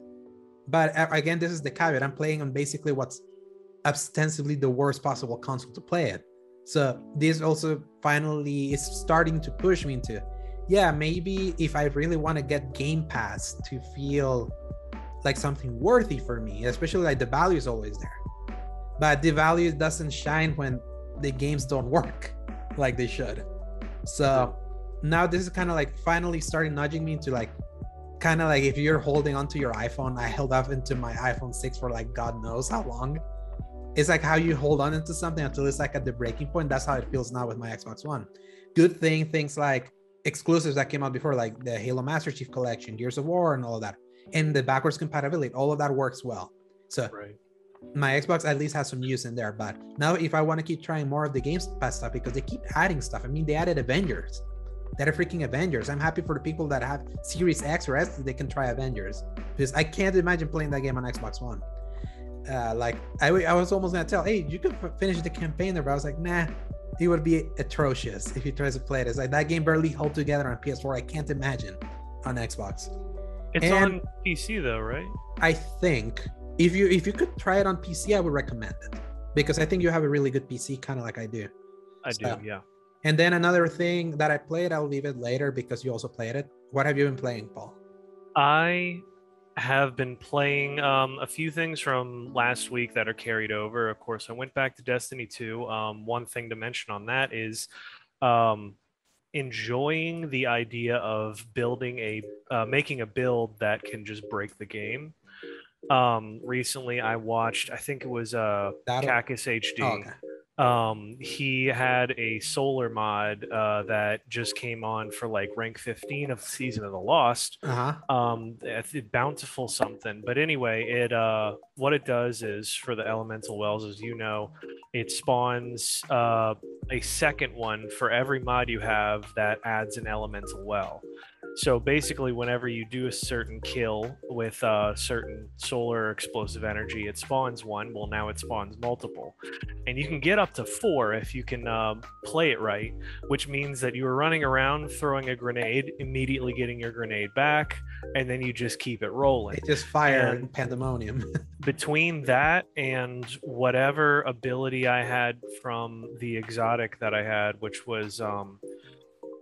it's the really big bulbous pieces that give you bonuses for fusion grenades, and I can't remember the name of it, but it's like red and white. All of that together was just destroying this thing. Center tree solar ability, throwing the hammer to just one shot most bosses, not bosses, but like major enemies. I was crushing people, and it felt amazing. So I had to grind really hard to get to that, because it was only at around rank 6, and I had to get to rank 15. So that was a lot of struggling and chaos and horrible chaos. Yeah. Anyway, I burned through all of that, and now I am on top of the world, feeling great about all of that. Not so great about the resource I had to spend to switch the affinity for my armor pieces to solar to do it. Ooh, yeah. Did not realize that part, but I did what I had to. It's an MMO, Paul. Resource gathering is MMO 101. So. Well, it's everything was fine except for the like 2 pieces that I had masterworked, so I had to use an ascended shard to switch them over. Those hurt, but I really glad I had the battle pass, so I got a couple of them through that, and now that I have it, I'm gonna try not to use them very much anymore. Have you gotten the AR Scepter? The exotic? Yes. That thing crushes so many enemies, and you can actually use it with the build that I have, because if you freeze enemies, it counts as an explosion if they shatter. So that can also have a chance to spawn the elemental wells that fuel my fire. And did you get the exotic? Have you gotten the chance to get the exotic or not yet? Which exotic? The exotic catalyst. Oh yeah. Okay. I'm working on building that up, but I haven't gotten it quite yet. Yeah, that was the last thing I did in Destiny 2. I haven't played Destiny 2 in 2 weeks, but continue. Yeah, it's actually funny because I know you and me were watching our little clan chat, and one of them said he had to go through the Ascendant like 30 times process like 20 or 30 times, and I got it on my second just like you. Same. So it was really funny that I was just doing it to get like a challenge or something, and I went, oh yeah. It's like RNGesus knew that we needed other games to play, so they were not gonna waste their time, so they gave it to us. Yeah. And then the people that just no life that game, they were gonna, nah, you're gonna have to play this 20-30 times. I'm still convinced that Destiny has some kind of hidden metric that the less you play the game, the better rolls you get. Because you saw it when I came back to the game. I got all these crazy god rolls And now that I went away from it and I came back and I got a bunch of good things from the span of time that I was away. Yeah, there's So there's something to that. Yeah, that's why there's I'm. something going on in Yeah, there. that's why I'm staying away, because I want to feel that kind of reward also. So Really though. So that was the first one. Second was of course going back to Spider-Man Remastered. I love that game so much. It's more and more like comfort food, especially based on some of the other games that I've tried recently. It just feels so good. It's so polished. I love the outfits on it. I love watching the story play out. I mean, of course, it has its pacing issues still, and I'm kind of in the middle of that slump where we're getting introduced to the demons and all of that, and the kind of back and forth. Dang, early. I honestly, I haven't touched it. I've been going around doing a lot of side things, just because I love the combat so much, and they seem to be spawning the crimes a lot more lately. Yeah, like I'm trying to go to places and the crimes just keep happening left and right of me. And that was a big complaint for the people that wanted to platinum that game, that the crime spawns were not fast enough, and made did they change it then? Yeah, I think they tuned into for them to pop up quicker. So that would make sense, because as soon as I unlocked the Sable area, of course that like because they just showed up from the last story mission I did, and of course like 30 crimes showed up right after that I just kept going from one. Finish that, I would start swinging, and immediately another crime would start, and I'd go off and take care of that. But it's fun. That's all I'm going to say with that one. And of course, before and after Spider-Man and Destiny, I was playing Death Stranding Director's Cut. Still on episode 6 now. Snowy Mountains? I have the spot where I have to go to Hartman, and I am not going there quite yet because I built up a lot of zip lines. I realized one thing that started to frustrate me was that the bandwidth, like you don't really get to choose what takes up bandwidth, and you have to go over to things to disassemble them personally if you get to that maximum amount of items in your worlds. And it's starting to sabotage my ability to like put zip lines up and things, which really sucks actually, because now I have to either go disassemble things or just keep doing more missions without my own traversal methods until I have enough to do that. So it's just feels so grindy at times, and I'm trying to not let it frustrate me. But I was looking at it earlier today, and then I went, man, I don't know if I want to go back to play this right now. So I might give it a minute to breathe and then go back to it in a day or two. There's barely anything coming out of Note for you, so think about that, so you can not burn through your games. Yeah, I might have to do that. But the one thing that I got that I want to probably talk about second most is the Castlevania Advance Collection. So I picked that up $20, right? Yeah, 3 or 4 days ago. It's $20.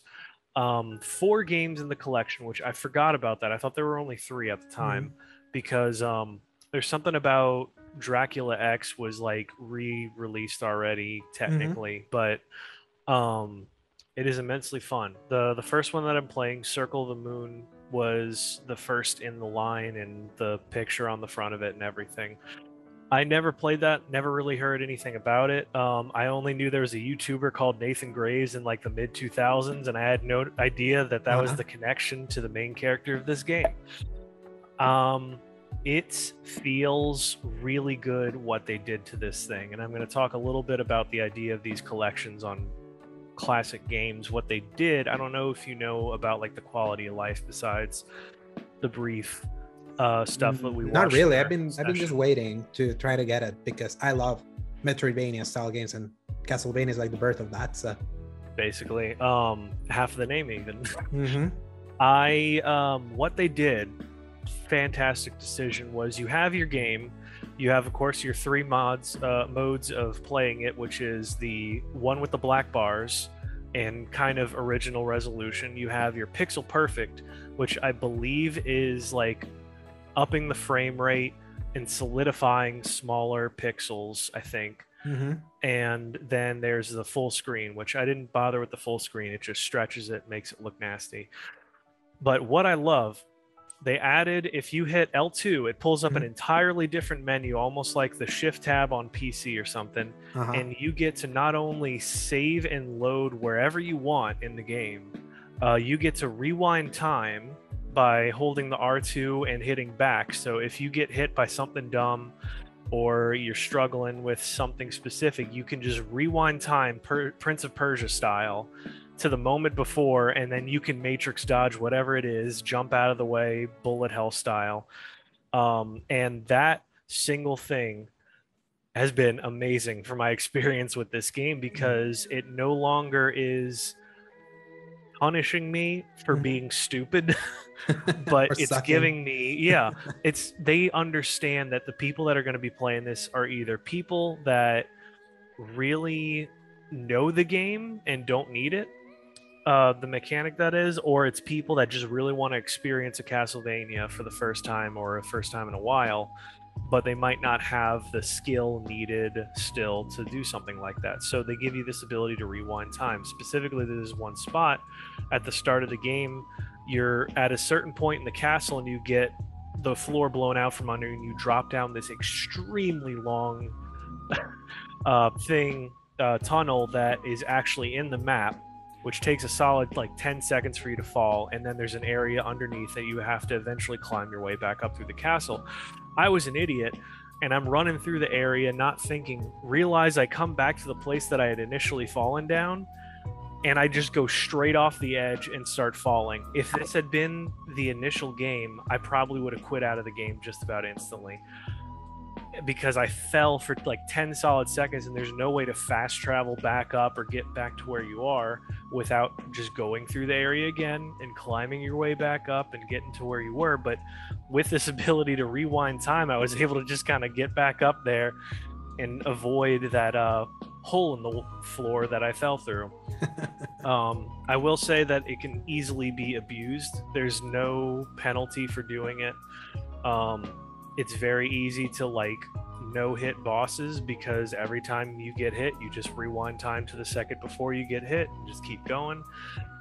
So I've tried to adopt I'm only going to rewind time when I get hit by doing something stupid, or if I'm like about to die and I really don't want to lose progress or something. So I'll rewind time at certain points and just take the hits at some others. One thing that I love that each of these Game Boy Advance games did is they started adding things onto the initial Castlevania model, where the initial collection, if you remember, was like Castlevania 1 through 4, I think, but 4 is just a remake of the first one anyway. And they the ones from the NES, right? Like the old ones. Yeah. So they didn't really do too much different outside of what was already done. Then, of course, you had your Rondo of Blood and Symphony of Night. That was a totally different thing. They did a lot different. But for this specific instance, I haven't played the other 3, but as for this one, it has its own magic system, which it's like you unlock a card, and there's like one stack of cards, and then there's another stack of cards on top of that. What you do is you get to pick one, and then you pick one other. And each of those things does something different when you power up, which is your L1 button. It can be anything from like a fire whip, and like if you leave one up, it's fire, vines, other elements for that certain thing. If you pick the bottom stack, it is something completely different, and the combinations are what you choose to make it powerful. So like I had one that boosted my damage, one that boosted my luck, and I know I'm not explaining it the best way, but it was really interesting to mess around with. It's kind of similar to like what Bloodstained did. Now, all that is to say, I am enjoying this, and I will continue to talk about the specific game that I am playing at the time, but we have something else that we have to talk about, Alejandro. Oh, yeah, we do. What's been the greatest meme of all time this year, Paul, that I keep always mentioning to you? It's our group chat header.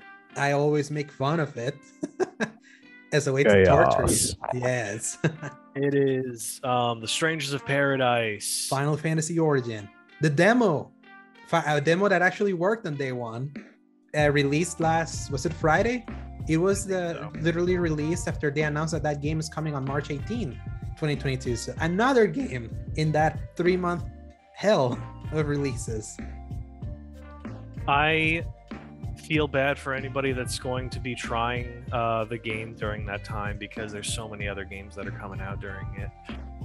But the reason I want to talk about it, Alejandro, is because we had some very different experiences with this game. Personally, readers, listeners, watchers, don't listen to what this man says. Don't play Strangers in Paradise, please. No, absolutely play it, because I'm gonna start it, because I'm gonna be the first one to say that I cannot believe how much I loved playing the demo. Obviously, it also started. I came predisposed because there was this awesome clip from someone that played the demo earlier that had like the most Japanese ass dialogue possible that you can imagine about like all these nomenclatures and all of that, and the main character responding just bullshit, and then grabbing his phone and turning on a Limp Bizkit song and just walking out. I could not believe, because that really told me that that game was in on the joke. They know they're edgy, they know they're being mean, and they're just embracing it. It wasn't just a bad trailer from E3 that I love so much, that I have seen many times just for a pick-me-up. They're just embracing it. And at a certain point, if you're down for that, I think you're also in on the joke, and you just embrace it, and it kind of clicks. I will say though, I played this demo at its lowest difficulty, casual plus story, because I've said many times that I'm not good at Souls-like games. Like, especially the older I get, I feel like my dexterity just gets worse and worse. The only Souls-like game that I have been able to beat at its core difficulty has been Bloodborne and Jedi Fallen Order, but Jedi Fallen Order also has a bunch of stuff that kind of helps you in its difficulty. So by playing it on casual and story, it felt like I was embracing the fact that you're just a murder machine trying to go through this thing, and you wanting to kill chaos, and nothing stands in your way. And it felt like the kind of power fantasy that felt so satisfying. And also it has a loot game, and me that I am also so into loot. There's so much loot here. I spend so much time in my menu just changing, seeing my stat builds, like emphasizing strength. And when you press triangle, you can change to a different to like a different weapon, and it even changes your suit like on command. And I was specifying like a melee build and also a magic build, and it was so interesting seeing how they worked magic, the kind of magic that you're used to in like Final Fantasy and Kingdom Hearts, like the Fyra, like Kuraga, like all of that, and figuring out something like the strategies. I'm gonna switch to this because there's the stupid ball fire faces that are like shooting at you. Oh, I'm gonna switch to that. I have water, let me shoot that. Boom, insta kill. It's like, it felt like I had so much fun just testing that out. But I had to throw that caveat that I did it at the easiest difficulty. I have no perspective of what's higher, but yeah, I just really dug it. However, Alejandro, you're wrong and you're canceled. Yeah, you're done in this business, man, because you can't enjoy something genuinely and tell people that you enjoyed it. You have to hate it like all of us normal people, because you know what, this game is trash. I said it from the beginning. Alejandro tried to convince me with his positive experience, but don't listen to him. This game looks horrible. It plays horrible. No, it doesn't. Okay, let me let you finish if there was anything else that you had to talk about first, though. And I also find it interesting that I appreciate that they leave surveys for you to fill up, because it does seem that they took some feedback, especially visually, from the first demo that was very black and gray. I went to see videos how it looked. They literally added so much color everywhere, like it was Justice League Joss Whedon version, that I just find funny. It feels like they're eager to hear from people what they like and they don't like from this. Like, there was a survey in the first demo that came in corrupted back at E3 that then they removed. Then they came in with another survey here, and very granular. You can get like, what difficulty did you use? What weapon did you use? How did you like doing this weapon, using this weapon? How do you feel about the hitbox? How do you feel? All these different things. So that it feels like they're tuning this thing all the way till the end, like from what people are experiencing. Where is this resource though? Like, where were they asking for these surveys? If you press square at the menu, there's a survey at the top.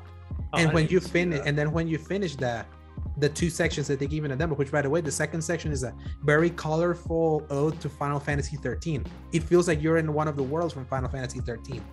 Obviously, with that not including the little tutorial field.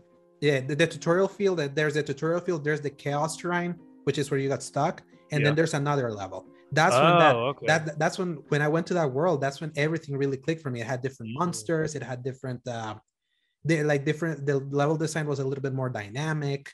You had to like manipulate time and all that. I was like, I'm starting to notice a little bit more of the Final Fantasy in this, and that's why I kept telling you, play it on casual, so you don't have to suffer through the BS that this man had to suffer by playing on the normal difficulty. Paul, take it away.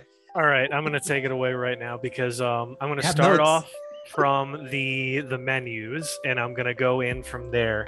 One, like I told you, this game looks terrible. It looks like a shovelware PS3 game.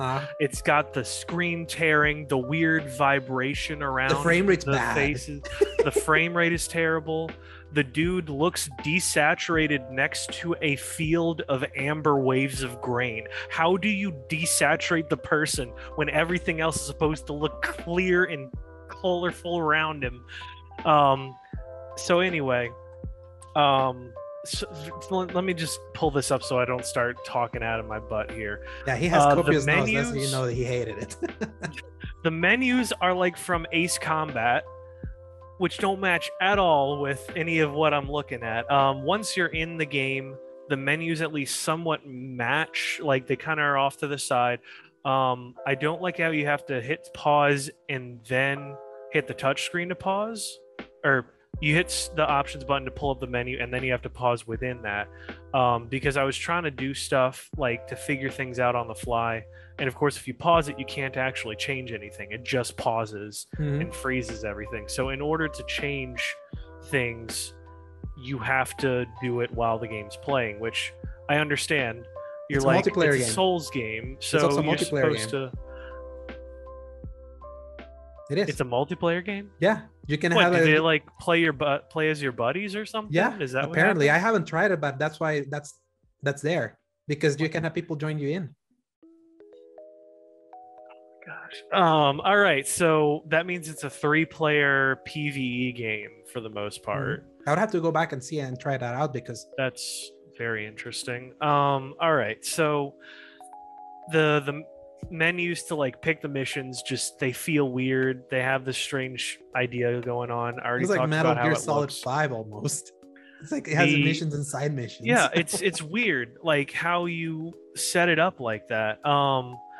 The personalities of the main 3 characters are like vending machines, and you punch them and they spout out some kind of Marvel-esque snippy dialogue quote, and that's all their personality is. I swear I've met the pink-haired guy before in my own life, but it was a woman. So yeah, I don't know what his whole thing is. The big black dude is the character from Guilty Gear Strive, and they had no feel to him. At least Final Fantasy 15, they felt like they had something. They going belong for in the them. world. This is straight up Kingdom Hearts almost. They don't feel right in the slightest. They almost feel like they know what they're doing, or like they've played this game before and they're going back to play it on a harder difficulty, but they're just like, hey guys, we just got off our college classes. We're just gonna go hang out and shoot the breeze and kill some monsters, bros. Let's spout some weird dialogue. It's just I didn't like them. Anyway, the game mechanics are not explained well. I could not understand for the life of me how they wanted me to do this whole like hold circle to absorb the spell and shoot it back, but then in the tutorial it didn't even work. Yeah. Because the rock throw would happen and he would do the animation and nothing would get, like, the enemy doesn't get mine got it. Like mine worked. he would throw the rock and nothing would happen, and I was like, I don't get it. And then when you're fighting the balls of fire, if you do hold circle and it throws you, then that's how you got fire to be like an instant thing that you press square and you shoot them back with it. Well, the thing with that is that normally in which I think this is what it did was they are strengthened by fire. So if you throw the fireball back at them, it defeats the purpose of being able to counter a move, because the move you're countering with just makes the enemy stronger. So it's kind of weird that I thought that they makes their stagger quicker, so you can just go press circle and do the that's true I'm gonna talk about the stagger mechanic in a minute, but the idea that they want you to do this whole thing to absorb the damage and go after that on the default action difficulty that I picked, you take so much damage that it is literally not worth it to tank those hits. Because if you tank the hit, yeah, it kind of mitigates some of the damage, but you are getting hit by so many other things at the same time, and you can only absorb one attack at a time. So if you take 2 attacks at the same time and you absorb it, it will absorb one, and you take the full damage from the second. So I was getting melted by these fireballs because I'm like, okay, well, let me use the mechanic that they gave me. Absorb, fireball, I'm dead. And because I'm still taking damage from the first one, I barely have time to like heal afterwards, and then you only have 5 heals in the first place unless you have to go back to the place that you were at. It just there's many like spawn points there are, but like, because for instance, the one that I had, the spawn heal area was right behind these fireballs, and I eventually just ran through them, did that, and then came back and killed everyone. But I was having so much trouble because they really wanted me to get this mechanic, but the animations are so slow that I was getting damaged by so many hits that it just didn't make it worth it to sit there. You were better off just spamming the dash or the dodge button, whatever it was. X button. Yeah. Hey. And you had to keep doing that, and that was actually better. I ended up using the same technique to basically beat everything. I tried messing around with the daggers. They felt like they weren't really doing it for me. I tried the mage process, which I thought was nice. But the problem is when you do that, your NPC characters are still playing the exact same way they normally do. And you the press enemies D-pad left and right for them to go attack while you do your thing. Right, but for whatever reason, the enemies wouldn't care, and they would still come after me. And so I would get attacked by like 4 wolves as my buddies are like, ha ha, and like doing their weird punches and kicks and barely missing and not even having anything done. I do appreciate that they have their own health bars that they can heal themselves, and I don't have to worry about them, because that was entirely how I was trying to fight chaos through that whole process. Because he would just keep aggroing me. So I'm going to skip over to the boss fight that I finally rage quit at. Chaos himself, our good buddy Garland. I will say, positive, I love his armor. It fits in Final Fantasy. He looks awesome. Bright color with the golds, accents, very well designed. His cape was great as well. I like that when you break his sword in the midway point, he has a completely different setup. It was weird, though, that he fights different at first, and then he just spawns an ice sword, and then he fights exactly the same as he did. That was a little weird. But moving on from that, his crap was so frustrating because I could get his first half down pretty much easy because I would go block, hit, hit, block, hit, hit, block, hit, hit, block, hit, hit, and I would just keep doing that to spam on him, which I realized that this is where I guess the AI falls apart compared to like a Souls game where they have moves that specifically stop you from being able to do some kind of a route like that, where he doesn't, and he just, you can screw the heck out of him in that first wave. But the second wave, I could not touch him in some of the same ways, or worse, I would get very close and then he would kill me by doing something really stupid in the hitbox, failing me.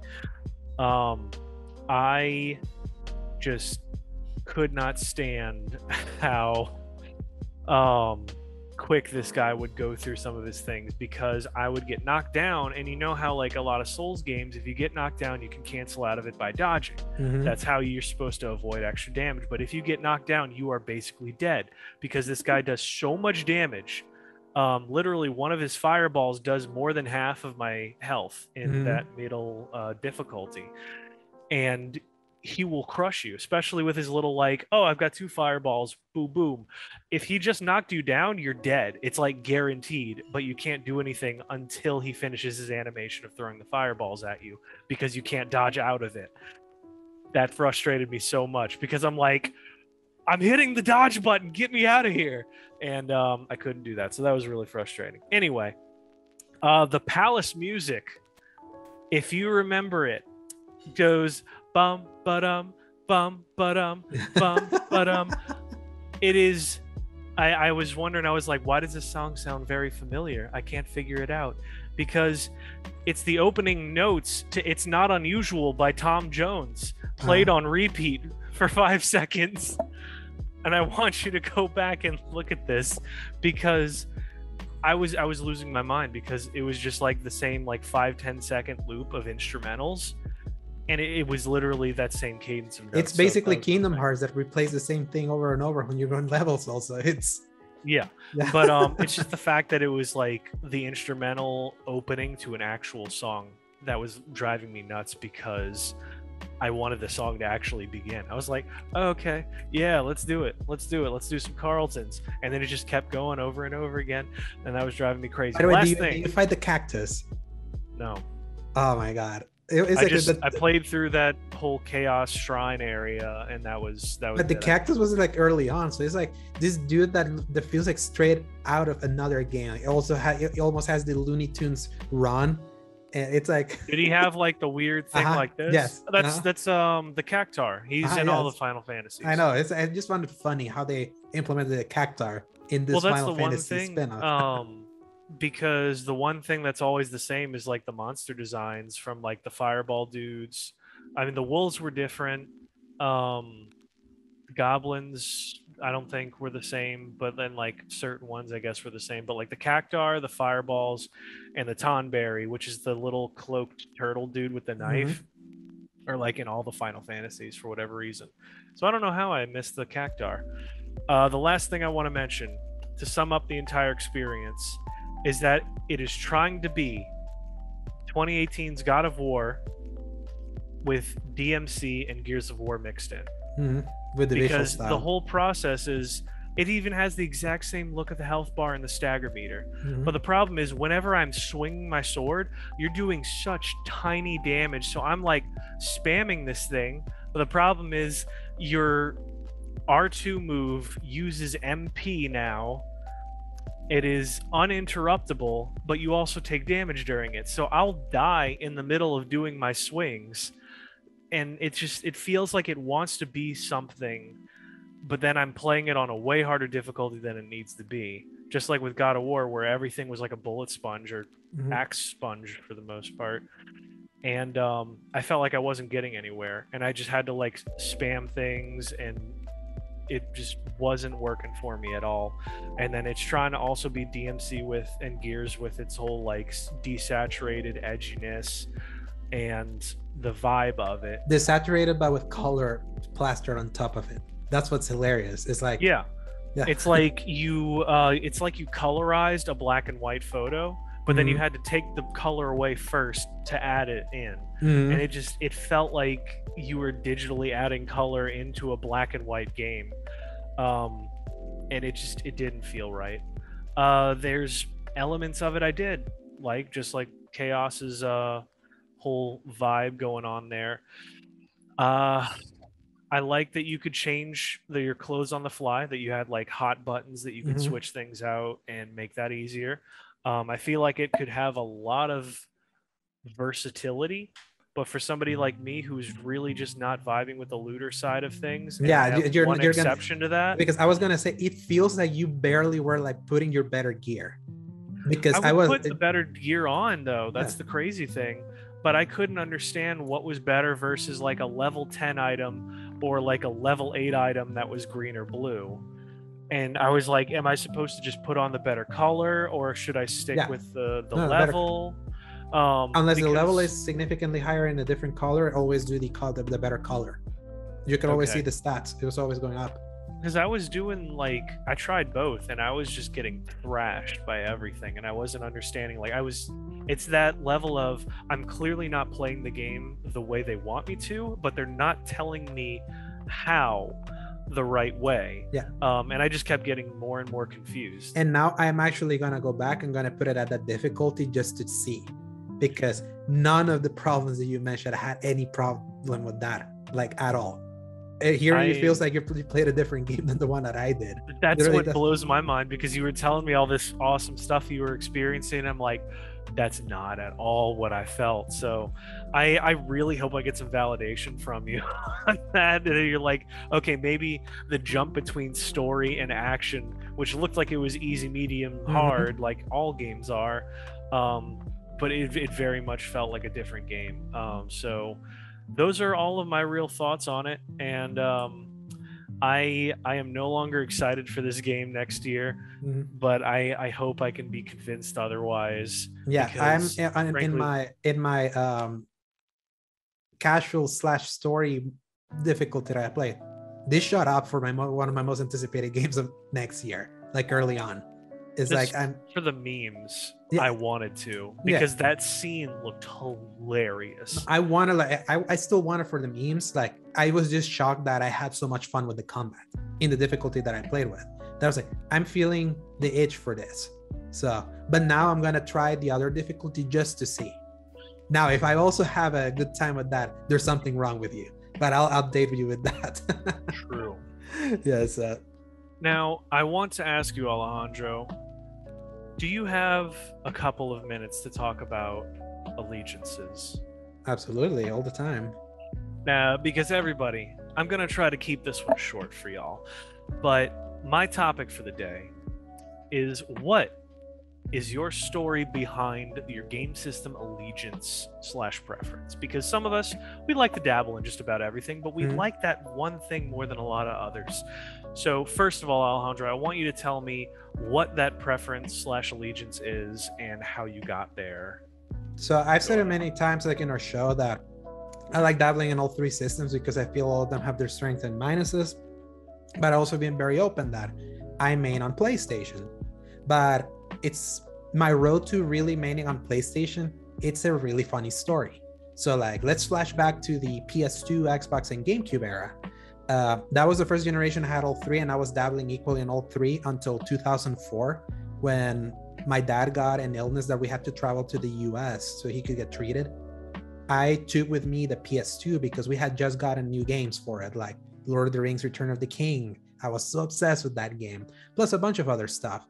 And while we stuck so many months there in the US while he was getting treatment, Spider-Man 2, the game came out, Shrek 2, the game, all these other games from PS2 that my library just kept growing, that then eventually that became my most packed library. However, when the next generation came out, my dad surprise bought me a 360 with Call of Duty 2. And for the period of 2005 to 2007, I was so up the 360's ass. I absolutely love that system. Call of Duty 2, that was in the era, I missed that era of Call of Duty because there was a time where I felt there was no game that was cooler or felt better than Call of Duty at the time. And those early years with the 360, with Gears of War, Rainbow Six Vegas, Ghost Recon Advanced Warfighter, Oblivion, that I didn't buy, but I rented, BioShock, Halo 3, even Mass Effect. It's those early years with the 360 were so good. And the game I was most anticipated myself in the fall of 2007 was Call of Duty 4 Modern Warfare, just based on how much I loved the Infinity War Call of Duty. However, that year, my dad also bought me a PS3 when it was very expensive. For everyone that remembers, in that 2006-2007 era, that system cost $600. In El Salvador, you want to know how much that thing cost? $2,249 for the 20 gigabyte, the GIMP version, not even the $60 version. And at the time, I was I don't think I love the PS2. I enjoyed the library a lot and all that, but at that price, hell no, I'm not gonna buy that. But then my dad bought a PS3 because at that time I was also very wanting a Wii. If everyone remembers 2006, 2007, everyone wanted a Wii. Wii was the most sought after system at the time. It was like so scarce that everyone, if they saw, even if they own one, if they saw it in the store, they would buy it. And my dad failed to get me a Wii like 3 times. He went on business trips to be like, hopefully you get a Wii. He couldn't find it. Let's see if this time you can find it. No, he couldn't. And then the 3rd time he saw a demo kiosk showing MotorStorm in HD, and he played and he was blown away how it looked back then, that he was like, you know what, screw the Wii, I'm buying you this at $600. And here's the catch, the 360 we bought here for $650. So 600 for him was like, this is cheaper than what I bought the 360 for like 2 years ago. Yeah, I'm buying this. So I was like, okay, I wasn't expecting that. And that first year on PS3 was rough for me. It was like the 360 had its best games. While I were on PS3, I was playing Resistance, which it was good. It was a launch game, but Madden NFL 7, I wasn't a big Madden fan. I was like, Spider-Man 3, atrocious. Pirates of the Caribbean, World's End, atrocious. Transformers, the game, the movie, atrocious. Fantastic Four, Rise of the Silver Surfer, atrocious. It's like that was my library in the PS3, and the PS3 didn't have trophies at the time. It was like so gimped compared to like me testing what party chat could be with some friends, seeing Xbox Live, seeing like all its games getting achievements and all those games being actually really good. I was like, yeah, why would I want to play that on PS3? So we reached Call of Duty Modern Warfare, Call of Duty 4 Modern Warfare release date. It was that fateful day. I'll never forget it. My dad was like, do you want to come to the bank with me? I was like, nah, I'm good, because I had just managed to learn how to plug in my 360 to my dad's internet. He had the modem in his room back then. So, which is weird. Now the internet's like in the middle space, but back then he had it in his room. Yeah. And I couldn't play online in my living room. So I was like, yeah, he's not gonna be in his room. I'm going to try Xbox Live. I wanted to try Halo 3 online because, of course, Halo 3 online, that's what everyone was talking about. I was like, yeah, I'll play this. Nah, I'll stay play. Then he comes back. He buys Call of Duty 4 Modern Warfare. I was like, yeah, but on what system? PS3. I was silently screaming because I couldn't believe it, because unlike him, like I had been reading IGN at that time. I had been reading the tea leaves, seeing how many PS3 versions were always scoring lower than 360 versions because they looked worse, they ran worse. And a month before, when my friends were like, what system do you recommend us buying? I was like, buy a 360. I kept telling them. And then when we all get 360s, we're all gonna have Modern Warfare the way we can all play together. And I got that on PS3. I was like very crestfallen because I was like, man, the game I was most anticipating now, I got it in the worst. Like, yeah, at the time I thought I got the worst version because that was logic back then. Especially makes me angrier that he bought the PS3 version because the store clerk told him, no, buy the PS3 version. The PS3 is more powerful. Bullshit it is. The PS3 was weaker than the 360. So, however, to my surprise, when I played it, that game ran beautifully. It looked great. It played great. I had not realized that Call of Duty 4 was the first game on both systems that was basically the same. And the only time that you would even see remotely any difference was its own texture here and there on the 360 if you were looking both of them next to each other, which when that happens, that's just nitpicky. That's how you know it was a good system. Then I was like, man, I was torn because I was like so in love with the 360 at the time. I even was like trying to figure out if there was a way that I could also get the 360 version of Modern Warfare just to have there, because I just was not gaming on PS3 much at the time. But then I also realized that PS3 also has free Wi-Fi and free internet in the way the Xbox Live.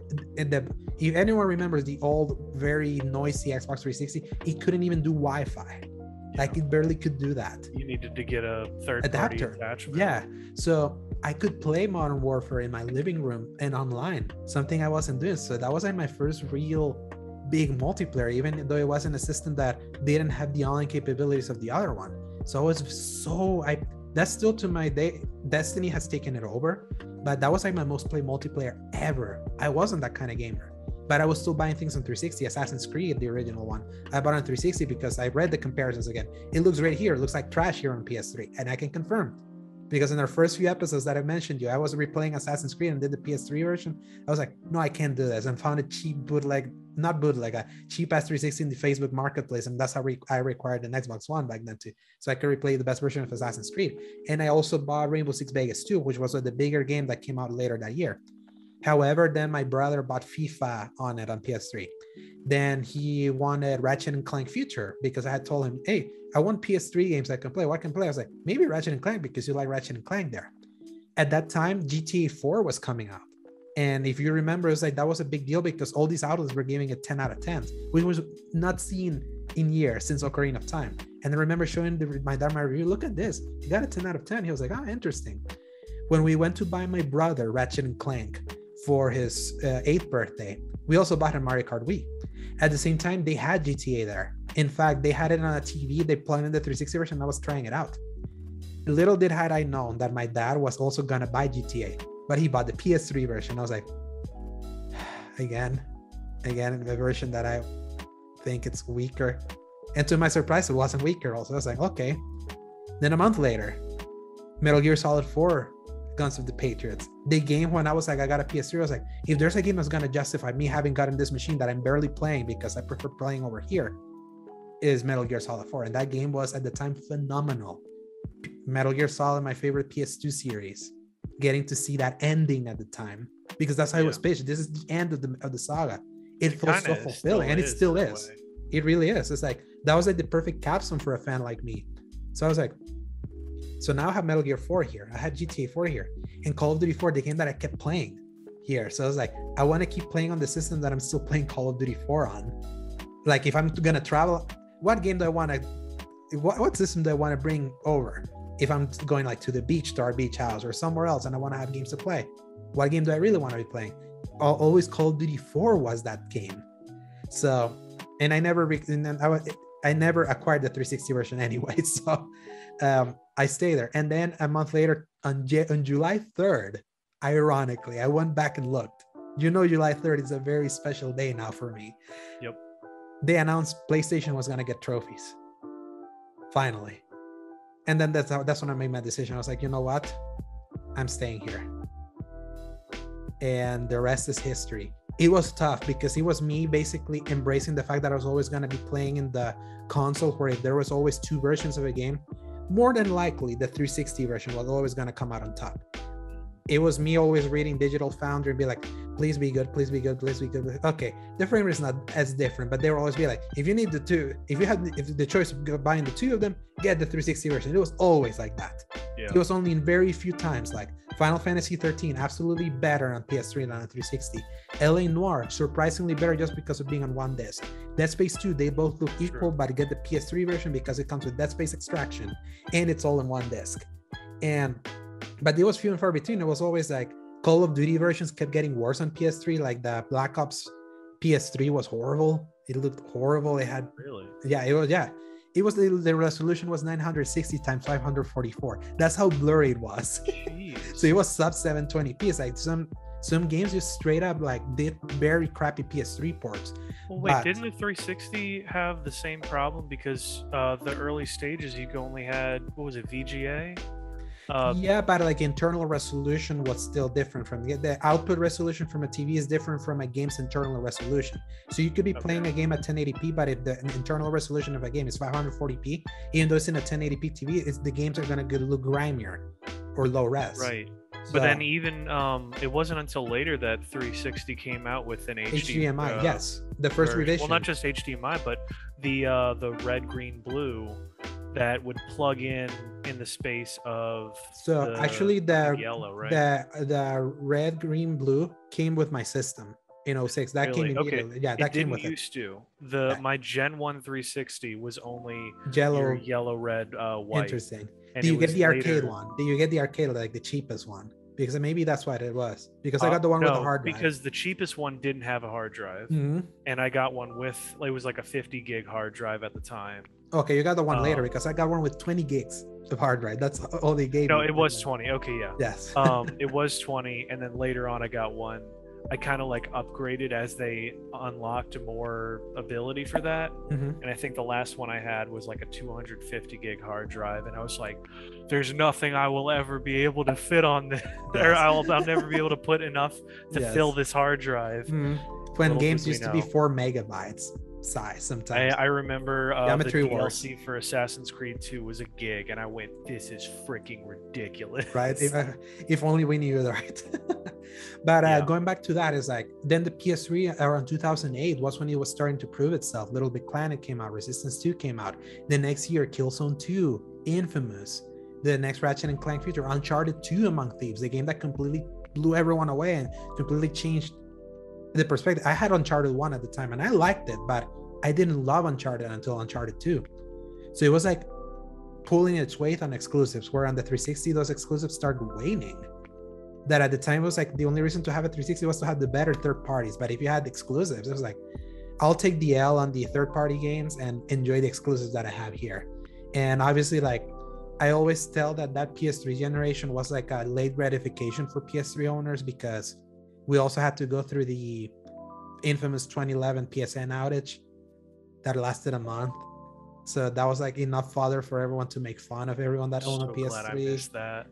It was torture. Even at that time, I had stopped mainly playing online games because my brother had gotten that. I was playing single player stuff because there was enough single player stuff in that generation. Oh yeah. But it's just the idea. I was like, man, I can't sing my trophies. What's everyone playing? This feels weird.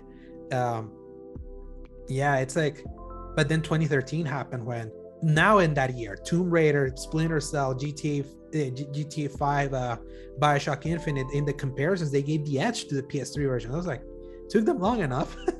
That's the year that's the year that The Last of Us came out. And of course, that was the year that Sony literally delivered the smackdown of the century to Xbox at E3 in the move towards PS4, and basically solidified that the PS4 was not going to be the main system. Yeah. So I didn't quite switch to PS4 just because of that, but it was like, it felt like my allegiance was rewarded in a way after having pursued there. Even though what's funny is that I reacquired a 360 in 2013 just to play what I missed.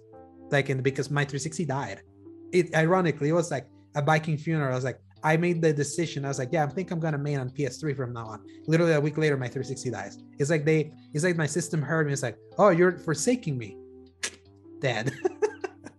So, and still on PS5 now. It's so funny to think that my allegiance was solidified by Call of Duty 4, a game that was more a 360 game, but because I got it in the wrong system, that's how it swayed me there. It began. It began there. Mistake. Yes. That's amazing. Was there anything else that you wanted to throw in there? Is that your that's my allegiance? Yes. All right. Mine is significantly less.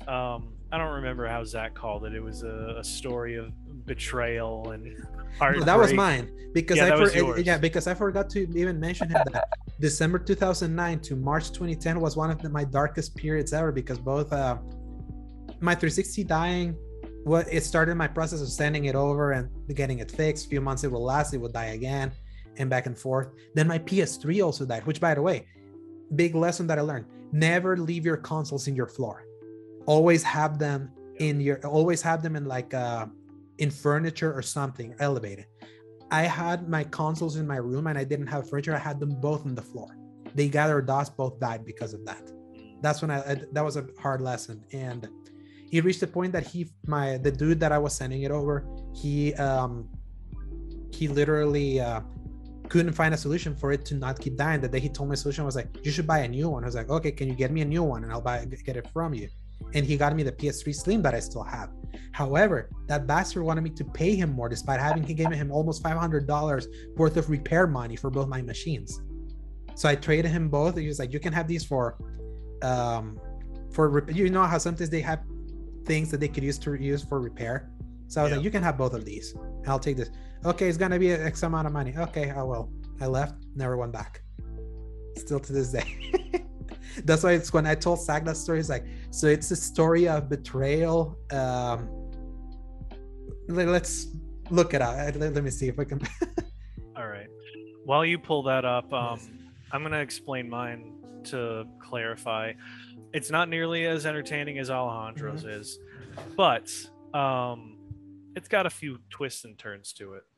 So my whole story was that I got into gaming pretty late for my age group, and just interrupt me.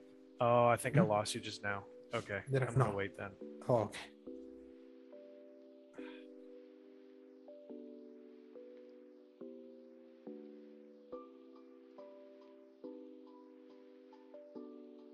All right, there we go.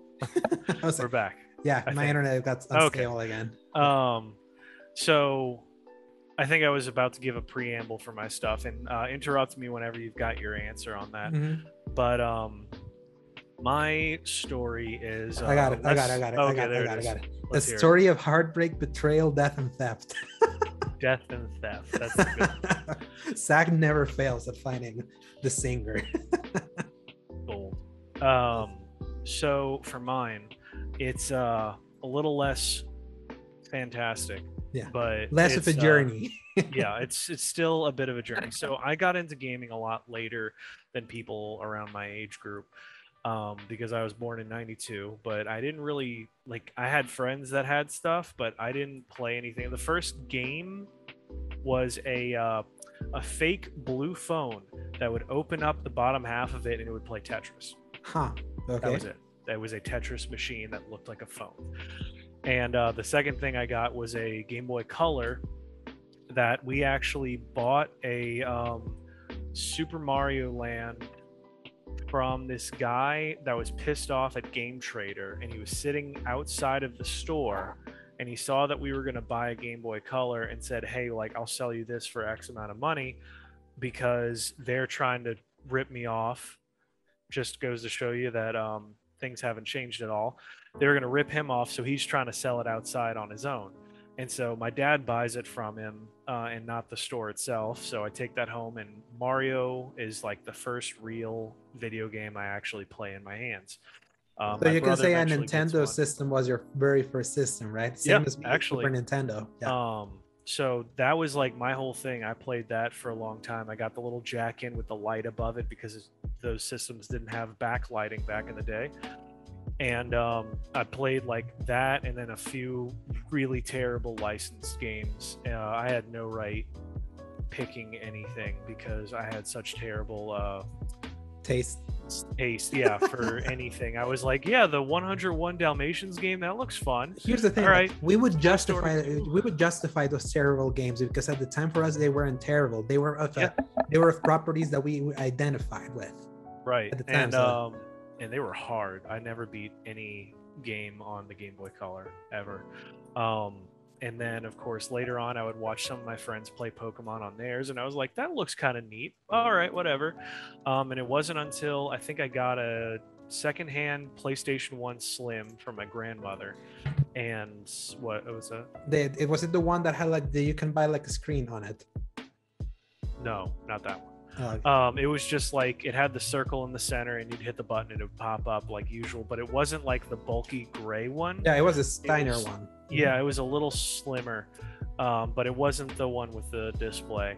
So I used that to play the Buzz Lightyear video game. It's amazing. The one that you have to pursue the villain, or the Toy Story 2 one. And the whole game is you're chasing after somebody, and it's almost not really a racing game, but it's almost like a weird platformer where you're running forward, and then you had a weird boss fight. It was so weird, and they would play clips from the TV show as well. Yeah. I never beat that game because I stuck at there was this dude that became a werewolf. That was the last level that I played. I never beat. I think I got stuck on the vampire guy. Oh no, I think it's vampire. I think it was a vampire. Yeah, the Nos 4A2. And I remember his whole intro thing, because I kept having to redo it over and over again. I couldn't beat him.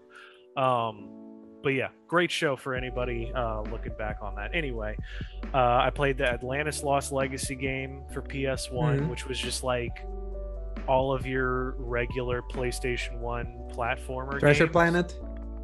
I played that one on PS2. Okay. So I'll get to that. But I played a couple of those, the Star Wars Rebel Assaults, Jedi Power Battles, the episode 1. Who do you play with? I played as Obi-Wan. Either Obi-Wan or Qui-Gon, because my brother would play with me, so I would usually pick Qui-Gon. He'd be Obi-Wan, but I also like Mace Windu a lot. when he still had the blue lightsaber. And Arigalia had her red saber. She had a red saber, and I think she fought with like the reverse grip as well. And then Plo Koon was in it with his yellow lightsaber. Which is weird. The movies didn't even show that. It's like they both have either blue. They just kind of guessed. Yeah. But that was a journey, I'm telling you. But did you ever play the Phantom Menace game? That was a top-down RPG. The episode 1. Episode 1. Yeah. That was so hard. I actually couldn't beat that without the Game Shark cheats. Game Shark. It was. I still have that game. Oh, and Tenchu 2 specifically. That's why you like Ghost of Tsushima so much. That's one reason. Yes. Yes. But see, that's the funny thing with like Tenchu and Atlantis specifically. I was so afraid to die in those games. I don't know why. It just gave me so much anxiety. Like the Atlantis level of having to swim underneath the water. If I was about to die, I would just hit the reset button on the system. I wouldn't care. I was so afraid of watching my character die. Deep sea games always stress me. Yeah. Scare me. And then episode 1 specifically was just immensely hard because you could like reflect certain blaster shots, but like because it was top down, you couldn't really see them until they were coming at you, and you couldn't tell like how to jump over things, the distance. It's the same problem that I have with Control's map. It's just everything looks smush, and I couldn't tell where things were. And that was the only reason I beat it was because I absolutely cheated. That game was also hilarious because your character could get dismembered. Died is like your characters would turn into pieces. I forgot about he would like get blown apart and stuff. That's true. And then I would also go to my uncle's house and play like the original SSX and Medal of Honor and some of those. So those were immensely fun. But anyway, all to say, played that, switched into the PS2 because that was coming out at the time, and then I played a ton of. Like, when did you get a PS2? Because I remember when I got mine. It was an original PS2, so it would have had to be the fatter one, right? The fatter one that has, that's the one that I got also.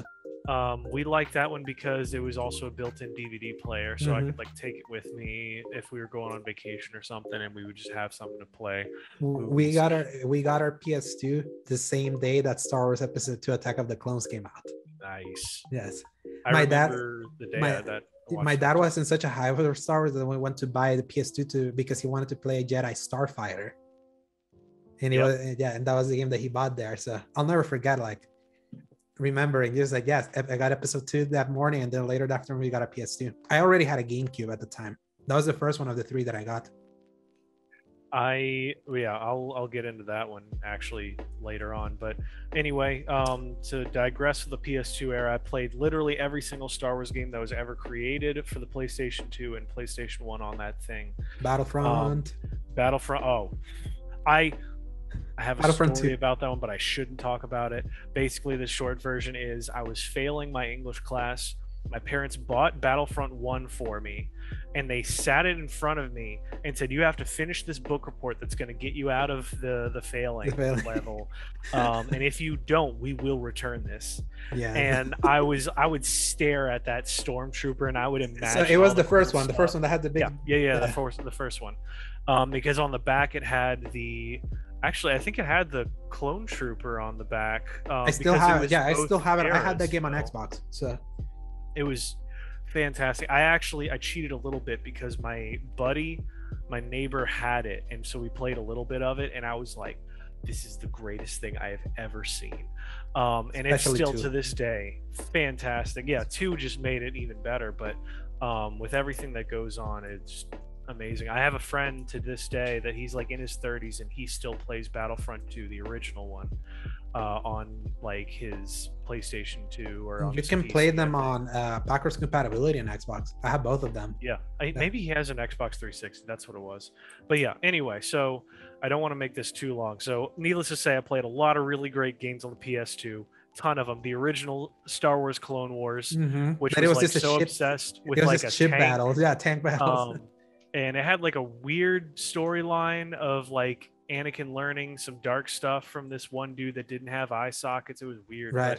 But, you would briefly be able to play outside of vehicle, and that was a bunch of fun. You could also do co-op versus games. Anyway, also ironically, that's the first time we saw Anakin with a dark glove. That was the first, because the Clone Wars cartoon had him with like the full robot hand. So. And which actually the Clone Wars TV show didn't come out till way later, 2003, and that one was like a good couple years before it. So anyway, I was about to talk my parents into getting an original Xbox because I wanted the trifecta, and there was like Republic Commando and Knights of the Old Republic and a couple other things that like I'd briefly been able to play at a friend's house, but I wanted my own.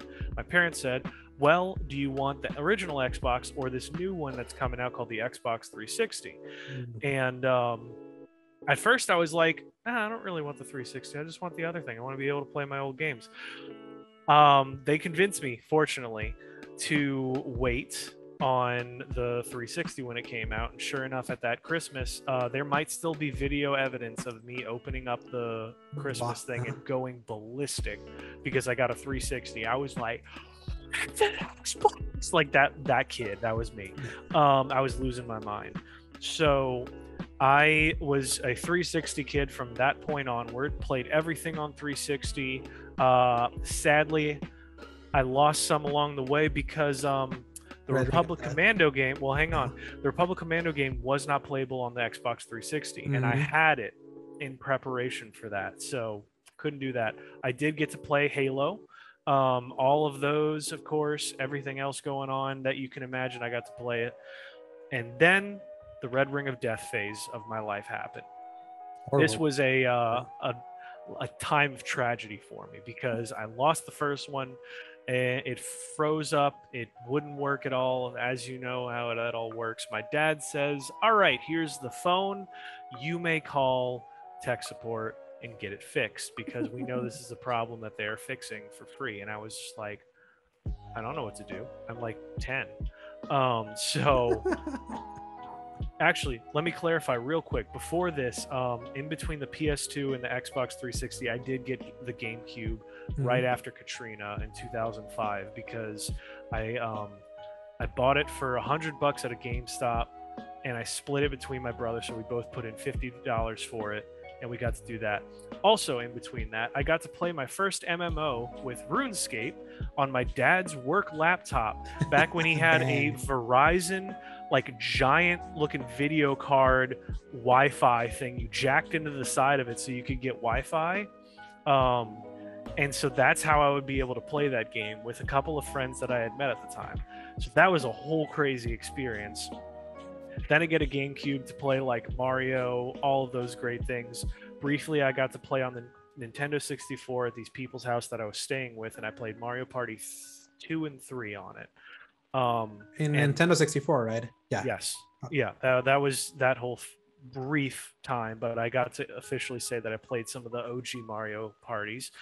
And then back into our 360 phase. I'm struggling out here because my dad wants me to do all this stuff. It takes me a year and a half to actually manage. I've called them, I think, 3 separate times during that course. The first 2 just went terribly because they outsourced me to people that I couldn't understand.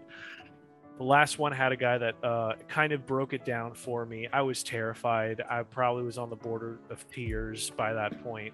And fortunately, they were able to send me the box to get it sent off. I get a second one. The second one I play for a while, and then I'm playing Transformers 2 Revenge of the Fallen for the Xbox 360.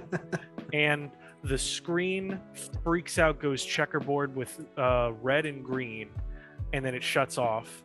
Can't get it back. I see that it is there's a black spot in the center of the Xbox 360. It has melted itself. Like, there's nothing left in this thing, and it's a miracle that it didn't catch on fire, frankly. So do the same process, but I'm a lot better. I learned my lesson. I call them up, I knock it out, I get it done. They send me back a box. I tape it up, put the box in the Xbox in there, the thing, and it goes away. It comes back in like 4 weeks. It's the same system. It's the same box. It's the same tape. They say, we fixed it.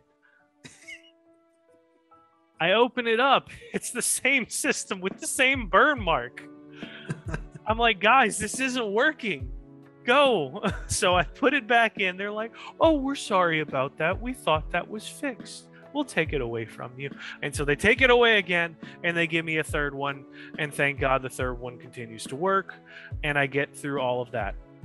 It definitely sours my opinion for Microsoft at the time. I've also played basically every single 360 game that matters, because at that point, I was blessed to have a mom who would buy me things because I would convince her.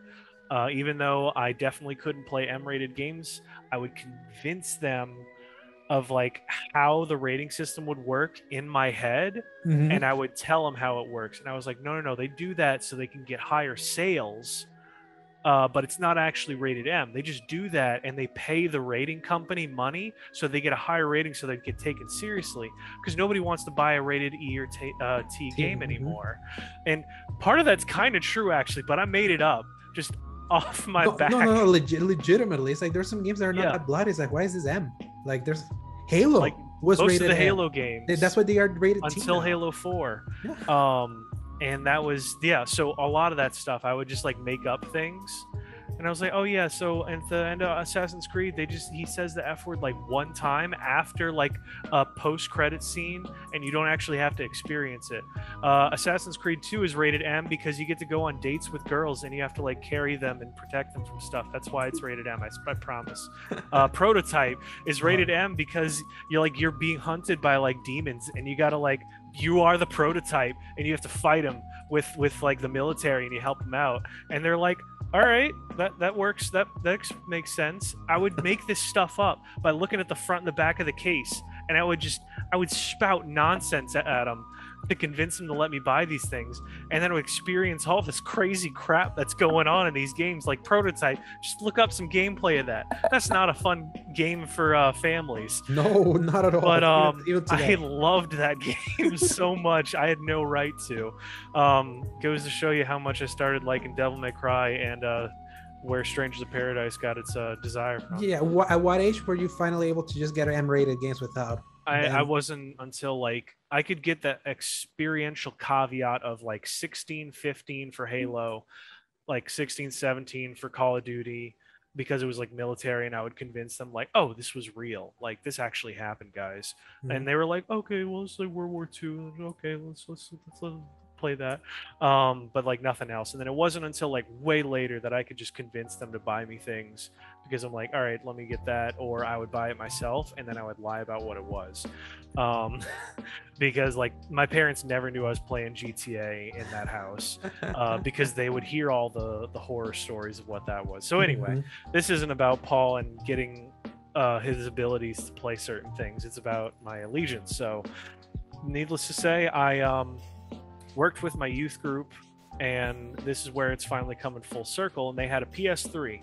The PS3 was owned by the youth pastor at the time, but it was also technically the church's, because he bought it for the church, but he had his own games there. So we would play like Black Ops and Halo and some other not Halo, what am I talking about? Well, I would bring my 360 and we would play Halo. But we had a few things, and one of those was Uncharted 2. And I knew I'd heard of it, but I never like experienced anything about it. So one day they're working on some things in the choir, and I'm supposed to stay here by myself. And they have basically like a garage, more or less, in the back of the church. And that was like repurposed for their youth group. So they have like a TV, they have a couch, they have all that cool stuff, and a window unit with AC. And they're like, Paul, we're going to take like 3 hours. You can do whatever you want in that time. And I was like, can I play this PlayStation 3 with this game? And they're like, yeah, okay. So I put that in, plug it in, and I start playing Uncharted 2 with full knowledge that I only get one experience with this.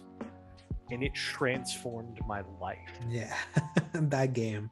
That game was so cool and had no reason to be. I burned through the entire game up to the point where you catch back up to where the flashbacks were in one sitting. The middle section, yeah. So I play through like the whole prologue and like everything else that gets you caught up to the train segment. And then I thought that was where the game was going to end, because it's like, oh, okay, well, you're at the end of the game. You catch up to the end of the game. That's where it is. So I never actually finished it. Little did you know. Little did I know. So later on, I finally get like a PS3 secondhand. I sit down, and Uncharted 2 is like the first game. Actually, I think I burned through the first one just to catch up and say that I played it. I was like, okay, that was all right, sure, whatever. And then let's get into 2. And then I experienced like the greatness of Uncharted 2 all over again. Was like, that was amazing. And then just played every single exclusive that I could get my hands on. Metal Gear 4,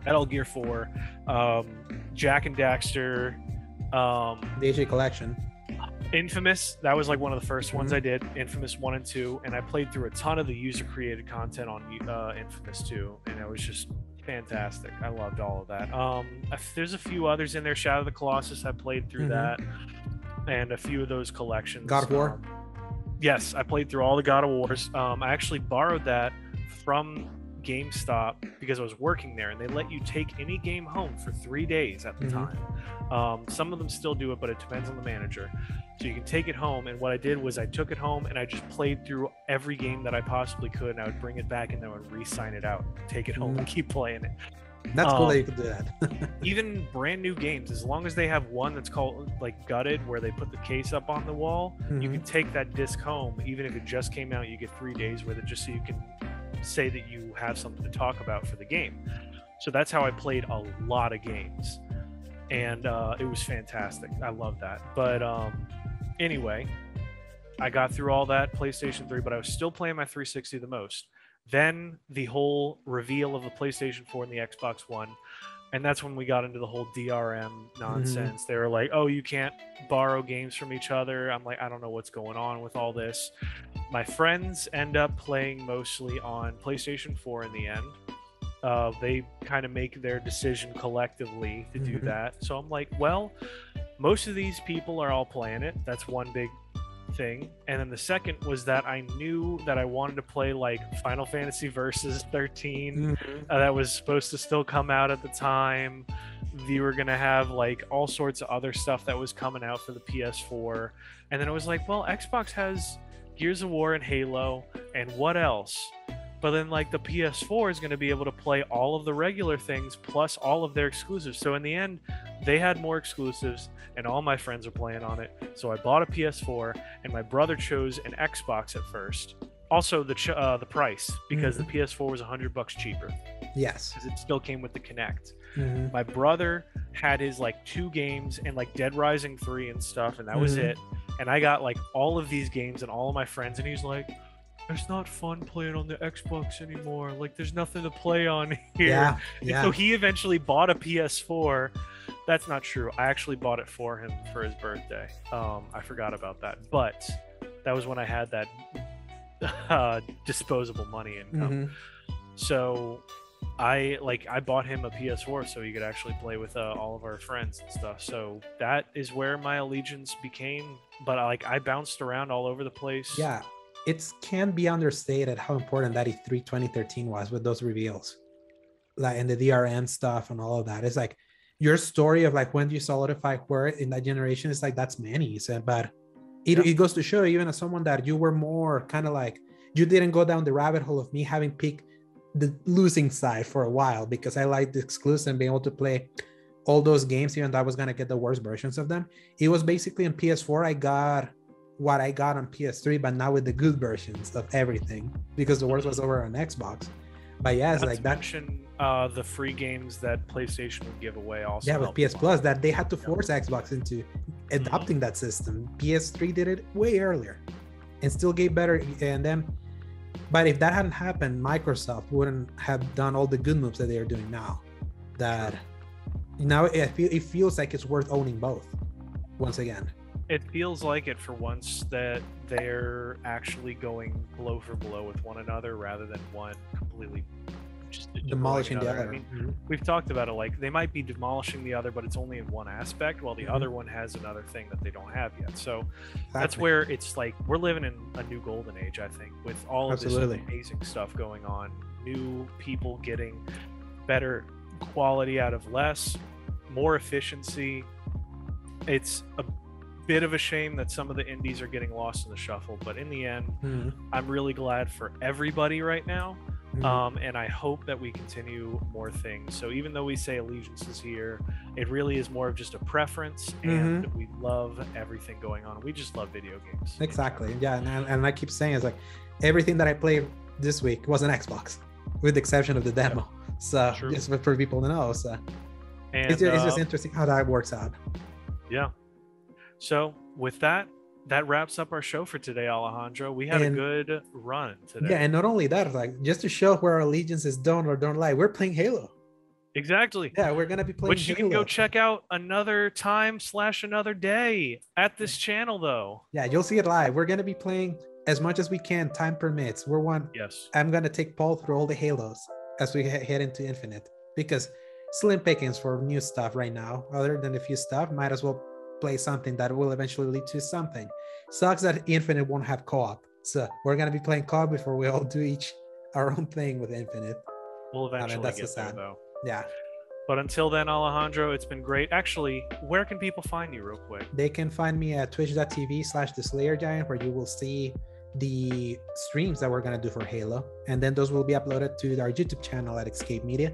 You can find me at Twitter at @A_Dro_Segovia. You can find me at Instagram at Alejandro Segovia 93, and you can find some of my written content at thecriticalcorner.com.